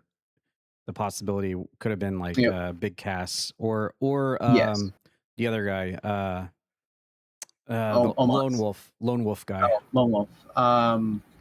Baron Corbin. Yeah, Baron Corbin. I've heard about that too. Yeah, I mean, it could be Baron Corbin too. Yeah. Yeah. I think the Draylen idea is probably the best though, because that just rounds it all together. Honestly. Which one? I'm sorry. The Jalen Brunson idea. I think. Yeah. Because again, everyone in Madison Square Garden loves the Knicks now. It just makes sense. You're right. Yeah, and they're in the arena, and yeah. Yep. Okay, well, that's our Danhausen report for July 3rd. We'll keep our eyes open about who Danhausen is going to bring in for backup at that Saturday night's main event as he takes on JD McDonald and the New Day. With Dominic Mysterio involved, you know that there's going to be some easy heel heat to get for Danhausen there. All right, we have one more bit of wrestling news to talk about, and this is kind of a thing that happened. I think it was late last night. It was dropped. And this is about Sheamus here in WWE. And when I first saw this news, I thought that he was retiring from wrestling. That's just the first thing I thought of when I saw it cross over the social medias. And then I realized, oh, wait, no, he's not retiring. He's basically being forced out of WWE because TKO is basically doing what they did before with other notable wrestlers like the New Day to and some others that I can't think of off the top of my head, where they're asking them to take a 50% pay cut from their contract. And just like the New Day, Sheamus refused. He didn't want to take a 50% pay cut. And on top of that, Grem can correct me if I'm wrong here, but they haven't really been utilizing him anyway. I think maybe he's even been injured for a while now. And he said no, and then they just promptly decided to release him from his contract 3 years early before it expires. So now Sheamus finds himself no longer contracted to the WWE for the first time in, my God, when did he first debut? 2000. Oh my God. Six, seven, somewhere. Maybe not that. Maybe that early. 09, 08, something like that, at least. 09. Yeah. So for the first time since 2009, Sheamus no longer. That's a long career. That's a long time to be contracted under WWE. And when they ask you to take a 50% pay cut, he says no. He's no longer WWE. What are your thoughts on this? Do you think, always the first thing people are going to think of is, oh, okay, he's going to go AEW. Do you think that's actually a viable option for him? Do you think he's actually going to do that? And again, I think he might be injured right now, and that's why they haven't been utilizing him. So that's another factor. What are your thoughts? So, real quickly, June 30th, 2009 was when he officially debuted in WWE television or televised in-ring debut. So that's what 20. No, I'm sorry. That's 17, right? 17 years. Yeah. Yeah, 17 years. Almost 20. Almost to the day. Yeah. That's a long time for someone who's a veteran. Who now, granted, besides his burger after burger after burger physique, was pretty much in tip-top shape all the time. The dude could play a face. He could play a heel. Dude was great on the mic. He had a different look. You knew who it was the moment that you kind of like looked. You're like, oh wait, that's Sheamus. Even to the point where he had the beard thing that was braided and whatnot. I mean, it still gave him a different look. The mohawk. Yeah, the mohawk at one point too. The dude did whatever he wanted him to do, and the fact that 3 years left on his contract, and you're like, yeah, we don't see much for you to do, and it's like, what do you mean? There's plenty for him to do. A match with Sheamus versus Oba would have been amazing. I think that would have been a really hard hitting match that I think a lot of people would have loved to see. Sure, will he win a world title? Probably not, but he can still, get people over. He can have great matches. Again, really tip-top shape. And to answer your question, though, I honestly don't think. I mean, he could go to AEW, but I feel like it would be almost kind of the Rusev thing if he went to AEW, right? They give him something, he'd be hot for like a month, and then pretty much nothing else will happen, and he just kind of is in the motion. I do think, though, a place like TNA would probably welcome him. A lot of WWE superstars that get released seem to go in that direction, so they're kind of still within WWE's radar.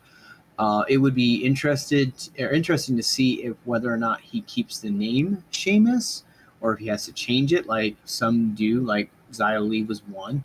A lot of people, now that I think about it, even Dolph Ziggler, Nick Nemeth. So it'd be interesting to see if he keeps Sheamus or that stays in WWE. But I feel like I see more in TNA. But at the same time, too, dude, 17 years in the business, maybe, you know what? Maybe Sheamus has earned just a a year to just kind of chill. I know he does a lot when it comes to animal shelters as well. So I'm always a huge fan of Sheamus wherever he's going to go, because I mean that just hits close to home and you know hits the emotional strings, if you will. But dude's always been really great. He seems like a really great guy from what people have said. His videos about the workouts things was pretty cool and kind of informative. You know, he did so much, and it's just crazy to see that he's no longer in WWE. Yep. Also, I just want to add a few little keynotes here. He's currently 48 years old. He has, in fact, changed his Twitter account to his real name from Sheamus. S1E18 is his new Twitter name. His account is obviously WWE Sheamus, at WWE Sheamus, but he changed his name to S1E18. And he was already moved to the alumni section in the WWE.com website, and he was, in fact, there for 19 years. I'm seeing all this here. You are too. And okay. No, never mind. Thought I had something else there, but yeah, from 2009 to 2026, Sheamus no longer in WWE and has changed his name. It's interesting that you said that he might go to TNA, because at the end of the day, we know that TNA is still under that TKO partnership. So are there a little bit of sour grapes there that he doesn't want anything to do with TKO?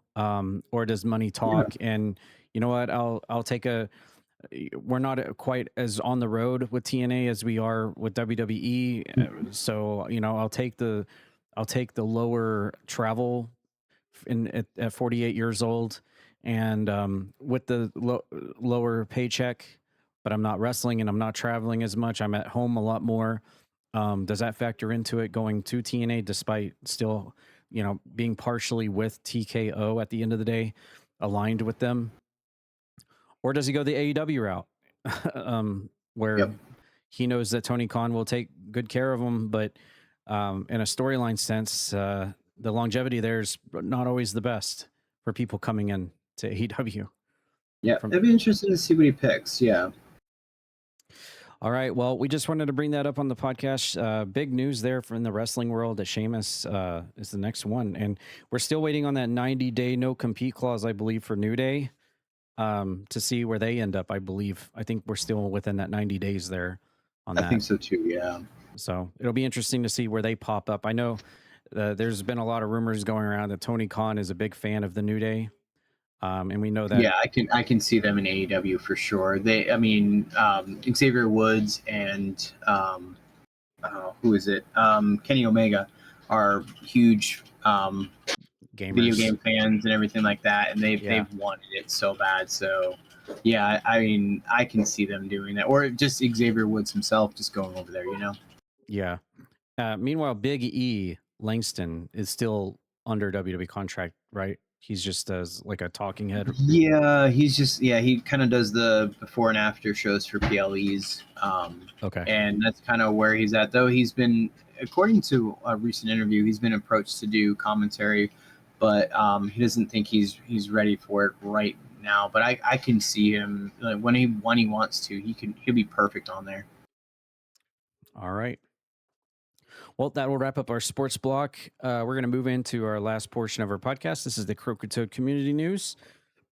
And I know I touched on it a little bit at the beginning of the show, of the podcast, but we started things off on June 30th, and we did the CPW pay-per-view for the month of June called Beach Brawl. And we'll get into that in just a second. But then right after that, the day after that, we started Metal Gear Solid Snake Eater Delta. And we did a part 1, part 2, 2 nights back to back. And this was a game that was voted on by all of you in the Croakitoad community on Discord. You voted for this game. It won. And so we are finally cashing that in and playing it for the first time on the Xbox Series X, going for all achievements, going for all the collectibles, the Kirotans, and the... I can't remember what the other little figurines are. But yeah, we're going for all the collectibles, all the items, and going for the 100%. Lots of funny moments from this playthrough so far, falling into pits, trolling around with the end and the sniper battle, and just the cutscenes and everything from Snake Eater are just so timeless. And it's actually quite fun to see the game again for the second time ever I've ever played it. The first time was the original game, and to see these graphics that they've done, taking this game to the whole next level. The game looks really beautiful in some cutscenes, and I think they did a good job with it. Some of the combat and some of the movements are still kind of blocky and fidgety, and like the going underwater and the water controls are definitely very dated as well. I could definitely tell that out from the fight against the Pain. And but yeah, other than that, everything has been fun so far, and I can't wait to play the third part of the playthrough and get through the finale. And then we will be on our way to finally playing that last achievement for that super hard achievement, which I can't remember, the Foxhound achievement, I believe it's called. Foxhound rank achievement, which is the hardest achievement in the game. So that's what I was doing basically throughout the previous week. And then after that, we went straight into my birthday, which was on July 3rd, Friday, July 3rd. And we are looking at a VOD right here at 28 hours long. And we did a bunch of different things to celebrate my birthday. The first day we did, geez, I'm drawing blanks because there's just so much to talk about, but we did so much multiplayer. We did golf with your friends. We did Pratt. No, we didn't do pratfall. We did 2 different sessions of Peak. We did, I did about 3 different TRLEs. We tried to do a Left 4 Dead 2 custom map, but couldn't quite finish through that one. There was obviously an overnight sleep stream that was activated from the first night, carrying over into July the 4th, where we did most of our multiplayer stuff. But yeah, it was overall really fun time, fun celebration, getting to spend with all my friends and stream on Twitch as usual. And it was really awesome to get all the gifts that I got. But yeah, we also brought back Just Dance for the first time. I got to open up a package from Grem and Ashterial, which was a lot of fun. I got trolled with some little boxes. Thanks, Ash, for that, by the way. Got some really fun and cool, really neat doodads in the presents gift box, like the bubble camera. It was really cool. I've drank so many cups of coffee now out of my Killer Clowns from Outer Space coffee mug that Zazarus got me. And then I wore the frog crown while I was doing Just Dance as well. So many frog related gifts, and that's really awesome. Really appreciate that. And again, I still have this box from Chalk and Hype. I have yet to open it, sitting here on my couch. I've been waiting for my next live stream to do it. And then also to end off the first night of my official birthday, I played my favorite game of all time, Resident Evil, the original Resident Evil on PS1, with the Jill Sandwich mod, where she's literally a sandwich in the game. And we did a run of that. I believe I beat it in like 2 hours 30 something minutes. Then we did a sleep stream where I didn't sleep that much at all. And then we woke up the next day. We did Berglund Gnomes with Jin Von Lee, a nice little collab stream there. My first time playing Berglund Gnomes. Then we did some the second and last round of Peak, then some TRLEs. Then we went straight into Left 4 Dead, and then golf with your friends before my internet cut out. I guess my internet said, you know what, 28 hours of a VOD, you've had enough for one stream. Oh, we also, myself and Coke actually played a little bit of Counter-Strike 2 as well. We were hoping to get a few more people. It is free to play on Steam, but at that point in time, there wasn't really anybody else there, so we just did a little bit of one-on-ones against bots. It was really fun to play against bots and just team up and then go do some 1v1s there for a little while as well on Counter-Strike 2. But yeah, I tried to basically go through and tackle all the things that I used to do on the Croakitoad channel, whether it be Just Dance or TRLEs or Left 4 Dead 2 maps and Doom WADs, which is something we didn't get a chance to do. And kind of bring that back around full circle again, things we haven't seen in a while that I used to do on these celebration style streams, and kind of celebrate in that kind of way to bring things back around again. And so it was overall a really fun stream. And again, it was 28 hours was the VOD, And yeah, lots of fun. I think this is like the third year I think I've done this for my birthday, where it's just gone full blown. And just want to thank all the supporters out there that helped support the stream there through like gift subs or resubs or donations or biddies or however it was that you supported the stream, or however you were there. Thank you for spending July 3rd and July 4th with me, Croakitoad community. I really appreciate it. But yeah, moving forwards, we're going to talk about the CPW report here. This is the June 30th episode of CPW Croakitoad Pro Wrestling. This was called Beach Brawl. It's the second annual event, and it was the main PLE/pay-per-view for the month of June. And I'll just run through the card real quick and then see if Grem has any post thoughts. To kick things off, we had Rogue and Nathan Moore, FAFO, teaming up to take on Spike Ryan and Aiden Gallagher. And then they also took on AJ Jacobs and Puppy, known as Best Friends, in a three-way tables tag team match, 5-star match rating to start the show off. Rogue and Nathan Moore pick up the win. It was an elimination match, so one by one people were dropped off. Rogue and Nathan Moore never got eliminated. They were a full team the entire way through, and it came down to, poetically enough, Rogue and Nathan Moore versus Spike Ryan as the last one left. And after what seemed like a lifetime, Rogue and Nathan Moore were finally able to eliminate Spike Ryan, putting him through a table to win the match.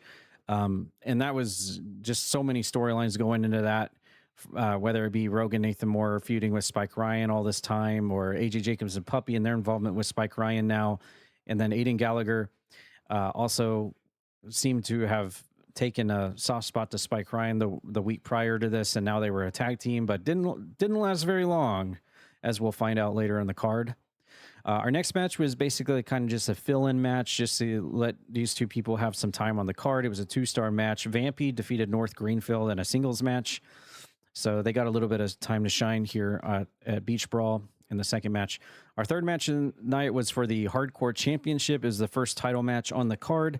Jen Von Lee and her impressive win-loss streak and her submission took on Jess Moxie, who had previously gotten a win over Jen Von Lee, non-title. So had a lot of momentum going into this thing. 4-star matchup, but at the end of the day, it was Jen Von Lee who actually defeated Jess Moxie to retain and keep that Hardcore Championship around her waist. So Jen is once again and still Hardcore Champion off of that first ever reign that she had started when she beat OG Brad Vickers on the Twitch front page several weeks ago, over a month ago now, 2 months ago now. And then our next match was Azarain, Alessandra, and Miles Wildmore, the Unholy Trinity, working together as a trio to take on Diamond and Mike Metal. This was actually rebranded as a Kappa title match. 4-star match rating, and if anyone had pinned Mike Metal in this match to win the match, they would be the new Kappa champion. And just so you know, just as you would have it, Azarain actually pinned Mike Metal, and therefore Azarain is now the Kappa champion of CPW after eliminating him. And just like the first match of the night, poetically enough, it ended up that way. It didn't have to end up that way. Someone could have pinned Diamond, or the other team could have won. But just as fate would have it, Azarain pins Mike Metal and is the new Kappa champion. So the Clowns' efforts finally paid off. They cost Mike Metal the title. And, well, Diamond was thrown in there because they're the reason why her neck was messed up all this whole time anyway. So she had a chance to get a little bit of revenge and payback, and probably she did throughout the duration of the match. But at the end of the day, the Clowns pick up the win and take the title. The next match was Wizard Boz defeating Zozakin, 3.5 match star rating. This was basically just billed as Wizard versus Paladin, so definitely some RPG inspirations there in the singles match. Basically kind of like a grudge match to see who would be the better man on this match, and it actually ended up being Wizard Boz. So he gets a win back over Zozakin, because leading up to this match, Zozakin was looking really good, and it all started when Zozakin actually just defeated Wizard Boz so quickly in like a 1-star match rating. It was just blink and you missed it, and Wizard Boz went down. So here on Beach Brawl, he was actually able to get that win back and defeat Zozakin with 3.5-star rating there. The next match was billed as a Brawl on the Beach match, and we didn't really know what to expect because this was that kind of announced at the last minute. But we started seeing women in bikinis coming down to the ring area, which was decorated as like sand, as a beach because it's called Beach Brawl. So we saw Kitten, Miss Perfection. Then we saw Power Wash Guy. We're like, okay, so he's like the Power Wash Guy for the beach. Bacon Laura coming out in her bikini best. Jimbo Aberdeen, yes. Then Billy Hargrove, the lifeguard, and of course Candy Sucks. Also couldn't skip the opportunity to showcase herself on the beach. And then the last member of this match was Piranha making his debut in Croakitoad Pro Wrestling. And everyone scuttled and scattered because they realized piranhas were on the beach in the water. And making his debut, Piranha picks up the win, winning this 8-person Brawl on the Beach Battle Royal to arrive here in CPW. Very big win there for Piranha on his debut, or on its debut. And yeah, a very interesting match to get thrown at out of nowhere. We were not expecting this match, but hey, you got to celebrate being on the beach some way, I suppose. The next match got us back to business again, where we had the international title belt up for grabs. Rock Hard Meat taking on the Grim Weaver, who just recently debuted. This is only about his 3rd or 4th match in CPW, and he immediately, as soon as he showed up, just targeted Rock Hard Meat, and these were just two big boys slapping meats ever since the debut, and has led to this match. And it paid off for the Grim Weaver. In only his 3rd or 4th match, he is now the international champion, defeating Rock Hard Meat in this big boy match, 4-star match rating. So congrats to Grim Weaver. All the vignettes, all the advertisements led up to this, and it paid off for him. He is now international champion. And now you got to wonder if Rock Hard Meat's going to want to take that belt back for a record 3rd time. So is this over? I don't know. We'll have to find out. Next match was the aforementioned Toad Talk Podcast World Title Anniversary match from the Beach Brawl in 2025. It was Grem this time defeating Raji to get his win back from a year ago when he lost the world title to Raji. 4-star match rating. And of course, we saw heard the aftermath of that stipulation at the beginning of this episode of this podcast. So if you skipped to the CPW portion here, you might want to go back and listen to the Bring Your Own News segment to see what Raji was forced to talk about on this episode of the podcast for losing that match last Tuesday. So yeah, Grim wins gets his win back from a year ago, and now they are 1-for-1 against each other at Beach Brawl. So wouldn't you know, probably Beach Brawl 2027, they'll have their rubber match. Who knows? The next match was once again back to titles again. The Young Lions Championship up for grabs. It was Deputy Dog who won the right to get a shot against Queen Savi for the Young Lions Championship. This was a 3-star match rating. Deputy Dog defeated North Greenfield and I'm drawing a blank. Who was the other one? Well, it was North Greenfield the week prior to this, and then the 2 weeks before this, it was a 4-way match to see, who would go for Queen Savi for the title, but it ended up being North Greenfield got 2 eliminations, and then Deputy Dog won the match. So Eric Bischoff, in his infinite wisdom, decided, okay, on the Go Home show, we'll put Deputy Dog versus North Greenfield, since one got the most eliminations and one won the match, and we'll see who wins. Well, it was Deputy Dog that did that, and then that unlocked him to get a shot at Queen Savi for the Young Lions Championship, and it paid off for him. Just like Queen Savi winning her first title belt in CPW just a month after she showed up, Deputy Dog now has won his first ever title belt in CPW now, and that is the Young Lions Championship. So from one new winner to the next, Deputy Dog and the corporation locker room must be really happy right now, as Deputy Dog finally has some gold around his waist. Now we just got to get, I'm sure in Thaddeus' eyes, he's now got to get some gold around the waist to Domino and himself outside of that RCWF Vintage World title belt, as well as having to worry about the president of Take-Two 2K Interactive trying to infiltrate the show every week as well. Another nuisance that he's got to worry about. The next match was the retirement match between Linky and Aiden Gallagher. 3-star match rating. Nobody knew what the stipulation was all about. All we knew, it was a retirement. Who's going to retire? The winner, the referee, all of us, the viewers, the Twitch channel? Who's retiring? Well, come to find out, after we saw in a Discord promo, it was in fact the loser had to retire, and Linky defeating Aiden Gallagher, 3-star match rating, and Aiden Gallagher officially posting his retirement. So Aiden Gallagher it's going to be so weird not having him on the roster. And it just kind of comes abruptly, really, that he has decided to retire from CPW. We've seen people retire before, but this really came out of nowhere. And Aiden Gallagher just seemed to be like really hot in the middle of this feud and rivalry with Linky all across the spring and the summer. But it is finally ended here. Linky putting Aiden Gallagher into retirement. Where does this go for the future here with Linky and Connie's relationship? Where do they go next now that Aiden Gallagher is gone? We'll find out. And then we get to our women's title match. And this was a match that a lot of people were looking forward to seeing how it was going to play out, especially after the last time that Celestia and Asterial met. It ended in a countout, and Celestia won by countout. Of course, titles don't change hands on countouts. But this time around, 3.5 match star rating. Asterial and Celestia gave each other everything they had in the tank. It was one hell of a match. Great match. I'm actually shocked it's only 3.5 stars. This should have been a 5-star match, honestly. But Asterial, with her world record-setting title reign as women's champion, almost 365 days as champion. She was like a month or two away from achieving that to break every record in the book for CPW.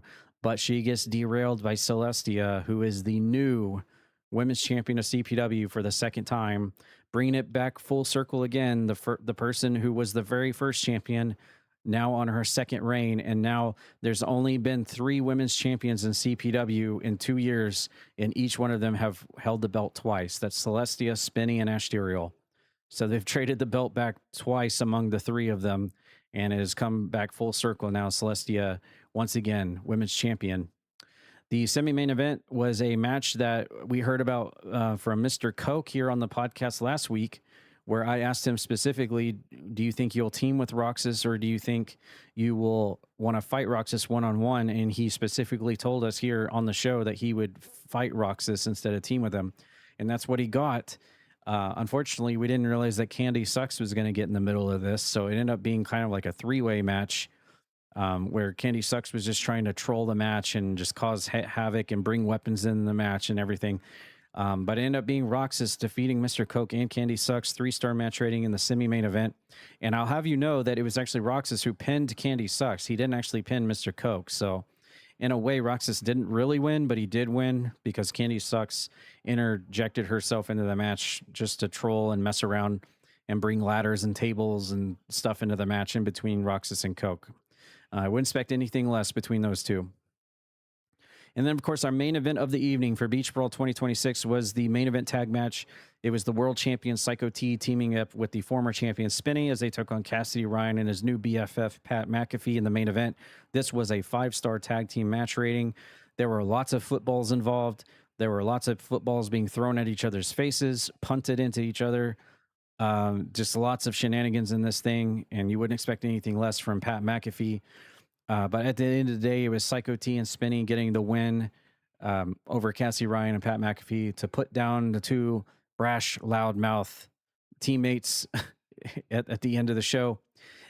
So yeah, moving forwards, we really don't know what's going to be next for Psycho T and his world heavyweight title. I mean, is he going to go for, is Spinny going to try to go for him again? Is Cassie Ryan going to somehow try to weasel his way into a shot here against Psycho T despite losing with Pat McAfee? What's the future for Psycho T here? Is it going to be somebody else coming out of nowhere to challenge him for the world title now? We don't know, and we do know that Scars and Stripes is at the end of July, so we have a month to build up to that and figure out what's next for Psycho T in that world title. But as it stands right now, he got the last laugh over Cassie Ryan in the in-ring debut, by the way, of Pat McAfee in the main event of Beach Brawl. But yeah, that is your card for this past Tuesday. And yeah, I think overall it was a really good card. Lots of shocking moments, lots of titles being changed hands, some titles sticking with the champion, actually, and a lot of finales to a few feuds and maybe some extensions to others. But overall, really well-rounded show here to round out the month of June and head into the month of July now. Grem, seeing this card here, watching some of it, your own personal match included in that, do you have any thoughts about what you saw here? Did anything surprise you? Do you have interest in anything moving forwards? And what do you think was your match of the night? And before you answer, I'll give mine. Honestly, I think, like I said, Celestia and Asterial should be rated a lot higher. I think that should have been a 5-star match. And honestly, I would probably give that match of the night. My only other ulterior option outside of that would probably have to be Grim Weaver and Rock Hard Meat. But what are your thoughts? Yeah, you kind of took the one of them that I was thinking about, match of the night. Grim Weaver being a champion, maybe his, I think, second match? Is that about right? Maybe third? Yeah, very, very, he just literally just came in, so. Yep, came in and just was like, yep, this is mine. I'll take this, thank you. Piranha, very impressive and looks amazing. The arena also looked great too, by the way. I just want to point that out. Thank you. So if no one has seen it, which why haven't you? But if you haven't, definitely. The arenas when we do these pay-per-views are very, very awesome. So definitely fit the theme for the pay-per-view. And I was not gonna pick the Asterial and Celestia match as my other one. My other one was actually going to be the Linky versus Aiden Gallagher match. I mean, when you have a retirement basically like on the line, it elevates that match just a little bit. Can't wait to meet up with Caden Gallagher when they join CPW tomorrow, actually, in this weird mask, and we can't really tell who it is, but it's got a dragon on it. But yeah, some of the cool things, like you said, there are things that have probably stopped, and things that will be kind of moving forward.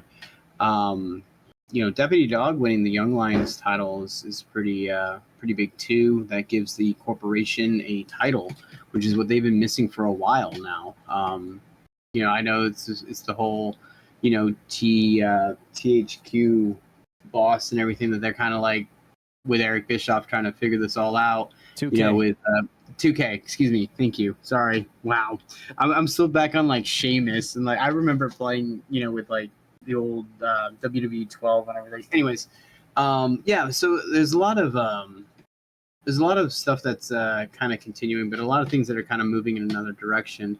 The biggest thing, obviously, is Asterial. Whether or not she decides to go back to that title, whether she's done with it and she wants to move on to bigger and better things, which ultimately she has earned. And I'm not just saying that, because she's right next to me. I'm actually saying that because she has. She's one of the longest reigning title holders in CBW history, and let alone the women's division. Is there anything more that she needs to do there? What other thoughts does she have, and what other goals that she wants to accomplish? Now that she is who she is. So it'll be fun and interesting to see what CBW has in hold for us tomorrow. And you can also check that out on your Twitch channel at twitch.tv/Croakitoad for all you viewers that are just kind of listening to the podcast and we're like, what is this? It's a fun little thing. Again, everyone's allowed to kind of join in, and Tad will make your character and how he sees fits, and we just watch it just play out, CPU versus CPU. So if you're kind of new to the what CPW is, and you're kind of listening to us for the first time because of the GTA thing, or just stumbled upon us, kind of have an idea what we're really talking about. All right, just to do a little bit of fact checking here, it's Take Two Interactive, and it's Strauss Zelnick, who was added to WWE 2K26. I had to remind myself of that as well because I get 2K and Take Two. I don't know, it gets all confusing and everything, but yeah, Take Two, they added him to WWE 2K26, and he has been integrated into the CPW storyline, where he has been a thorn in the side of the owner of CPW as of late, Thaddeus, and even knocked Eric Bischoff out in the parking lot. So that's what Grem was alluding to earlier. So yeah, Strauss Zelnick, we'll see what kind of part he has to play. We talked about it a little bit on last week's podcast, where maybe, I don't want to give anything away or spoil anything, but maybe there's a few people that might side with Strauss Zelnick over Thaddeus in the coming wave. Yeah. Who knows? Maybe, money talks. And probably Strauss Zelnick has a lot of that. All right, well, that is your CPW report for this week over Beach Brawl. We'll keep your eyes peeled through the month of July as we head towards Scars and Stripes to see what's going to be happening next. A new set of contenders for title belts, new storylines, plots, feuds, heading through the dead hot summertime at the end of July for Scars and Stripes. All right, that being said, we're going to move over to Croakitoad Stream Team news now. And I'll just quickly go through the, I just realized I forgot to ask in the Discord what everyone's been up to this week. So we don't have that, but I do have a list of what everyone was doing this week. So we'll just run through the list real quick and run through all of the amazing people as part of the Croakitoad Stream Team on Twitch and see what all of you guys were up to this week. We'll start things off with Jen Von Lee, who is playing Tales Beyond the Tomb, No Witnesses, Captured 2, Burglin' Gnomes. Hey, I was there for that. Peak. Oh, yeah, I was also there for that. Helldivers 2 and Liminal Escape. Then we had Mabrielle, who changed her name from Simply Mayhem over to Mabrielle, who was playing Fortnite, Dead by Daylight, Res Evil 2, and House Flipper. Then we had Atomic Bomb 1980, who was playing some Res Evil Requiem, Hyrule Warriors, Age of Imprisonment, Crackdown 3, Marvel Cosmetic Invasion. Yeah, that's a game we still need to play. Asterigos. Yes, you're right. And Asterigos Cruise of the Stars. We had Zozakin, who is playing once again his Archipelago tournament and retaining his Archipelago Championship World Heavyweight title belt for his weekly Archipelago runs. We had Puddle Duck 22, who I believe was last week's stream. No, that was Agatha. My bad. I believe she won 3 weeks ago. Mama Buttons was playing more Disney Dreamlight Valley because I remember she recently got it because she played the heck out of that game that week. So many streams throughout that week. And I was actually watching that yesterday. She was streaming that. So yeah. Oh, nice. Now, shout out to Buttons. Also one of my Patreon supporters as well. Then we had Scorpios, who was playing some PUBG with the mates. We also had Coke Soda Can, who was playing some Forza Horizon 6, some more TRLEs, and DBD on his channel. And he told us earlier that he finished his prestiges on all of his characters, or what was it exactly that you did? I'm putting him on the spot. Yeah, you are. Oh, never mind. He was BRB. What a convenient time to go BRB. Well, anyway, he unlocked a lot of things on his characters on DBD. I didn't quite understand what he said, but he's been playing that a lot, and he was awfully proud of that DBD achievement. Then we had Lucinda, who was playing more God of War, leading up to that God of War Ragnarok first time ever playthrough. Probably still getting just as emotional playing through it the second time as you were when you told me the comments last time.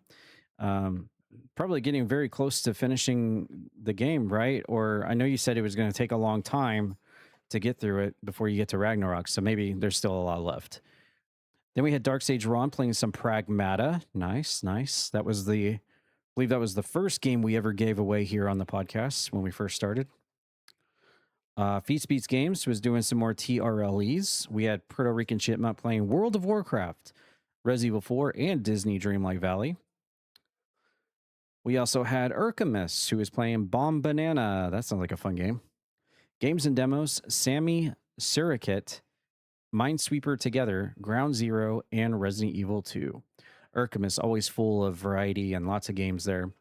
Then we had Sarah Boo, who's playing some Legend of Zelda Ocarina of Time Master Quest on her channel. We have Patrick's Raider playing some Metroid Fusion, Super Metroid, Sly Cooper 3, Remember Me, and Star Fox, the Nintendo Switch 2 version that we just gave away to our lucky winner, Chris. Then we had Agatha, who was, in fact, last week's Streamer of the Week, and she was playing Silent Hill Downpour and Metal Gear Solid Delta. Hey, I know that game. Hopefully your runs through Silent Hill Downpour and your stealthy skills are holding up well, Agatha, in Metal Gear. Then we had Burnsy, who's playing some Stardew Valley, taking some time out in the farm. We had Q the Stupidity, who's playing some Power Wash Simulator. Oh, yeah. I think she raided me that night, or at least one of the nights, actually. So really appreciate that. Thank you, Q, for that raid. And I hope you're enjoying Power Wash Sim. Such a lovely game. Lone Star 82 was playing some Res Evil 2. Nice, nice. Can't go wrong there. Lone Star. We had JoJo Spud 247 playing some Okami HD. That's awesome. That's a game I still need to get into. Hopefully you're having fun with that. And then we had Lilu Horrors, who is playing Amanda the Adventurer. And that will round out what you all and the Croakitoad stream team on Twitch were up to throughout the week. And I hope your games were awesome and you had a good time streaming this week. And as we look over at the team page here at the time of this recording, I look over and look at the team, and we do have JoJo Spud 247 currently live right now. Burnsy, Atomic Bomb, and Silent Echo, who is Sarabu 1999, also live at the time of the recording of this podcast, as well as Sean the Show, who doesn't get much mention here on the podcast because I think his VODs are turned off, so we never get to see what he's up to. But Sean the Show also streaming, and Urkamus and Zozakin also streaming right now at the time of this podcast. So there you go, Zozakin. We're looking at your stream right now. Looks like you're listed under Solo Archipelago 20 games right now as we record this podcast. I know Zozakin's an avid listener of our podcast. But yeah, giving shout outs to all you guys back in the Croakitoad stream team. Keep on streaming, keep on doing what you're doing, and achieving your goals and completing your games that you want to complete. And we'll keep giving you shout outs here. There's only one thing left to do, and that is reveal our streamer of the week for this week. And after looking at that list that I just read off, I had to give it to someone that had never won it before, who really streams a lot, is very determined streamer, and mostly focused on his YouTube more than his Twitch, but nevertheless still streams a lot anyway. And judging by this list of games and the list of games that we constantly list off for him each week, it's always a mixed bag. He's always all over the place. He's always got lots of variety. This week in particular, he definitely went a little retro in his lineup, but he streamed for several days this past week and is a very consistent streamer. Late at night, I raid him sometimes when he's going. And so we'll give it, for the first time ever, we'll give it to Patrick's Raider. Clapping sound effects.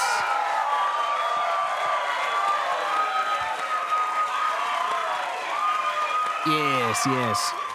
So, Patrick Schrader, you are the streamer of the week for the week of July 5th here at Toad Talk Podcasts. And we are going to actually play a clip from your channel as well. So, everyone, avert your eyes to the podcast screen, and we'll play a little clip from Patrick's Raider, who is playing the brand new Star Fox on a Nintendo Switch 2 that we just recently gave away to our lucky listener out there, Chris.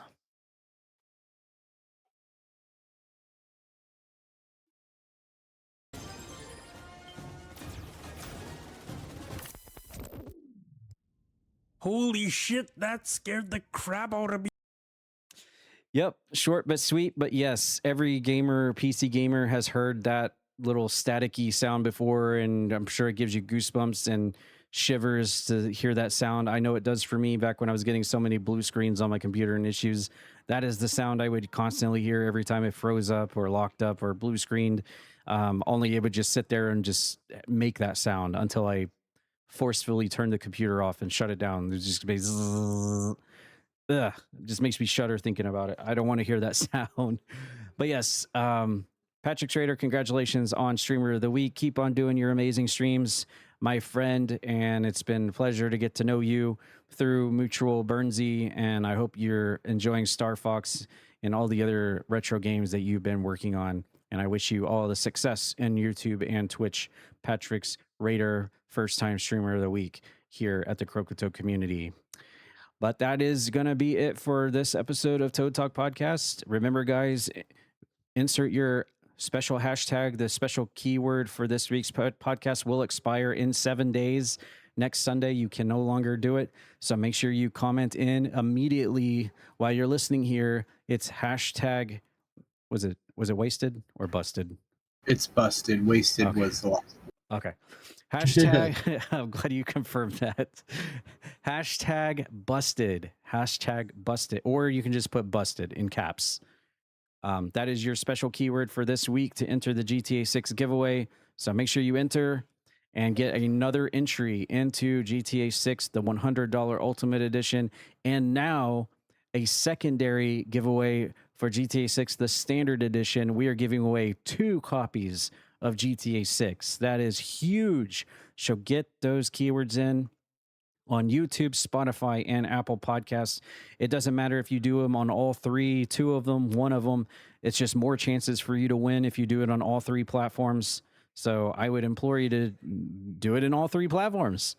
Might as well, right? It's another entry raffle into the giveaway. So definitely do that. And we'll track them throughout this week and see how many entry raffles we're up to going into next week. But that being said, we're done here tonight. We'll be back next Sunday with episode 18. Grem, do you have any final thoughts? Just again, stay radical and stay radical to each other. Another awesome podcast. Thank you everyone again for listening, whether or not it's for whatever, like the giveaway is one thing, but for just listening to us and everything, like, we really, really do appreciate anyone that listens to us. And we do look at comments, and if you guys have any ideas or want to, give us a comment on how we're doing, or even a complaint, please just let us know. We're doing this for you guys. We have a lot of fun doing this, but at the same time too, this is for you guys as well. You guys are listeners. You're the ones that we care about the most. So please, thank you so much for just listening to us. We really do appreciate it, and it's been cool to get 18 of these done. Yeah, it's been awesome. When we first started this project, didn't really know how far it was going to go, what was going to end up like, but I think we've got a nice little smooth pattern here, a nice layout, a nice template moving forwards. And we've talked about a lot of different subjects and topics and everything, and you guys have been along for the ride. So thank you, listeners out there, no matter what platform you've been listening on. We really appreciate you. And again, if you have any comments, ideas, or suggestions on what you'd like for us to talk about next week, please let us know down in the comments. We will read the comments. We'll acknowledge you like Roman Reigns, and we'll talk about it. Give us some ideas, because honestly, it was kind of a slow week this week, but we found some things to talk about. All right. We'll see you next week, everybody. Thanks for listening.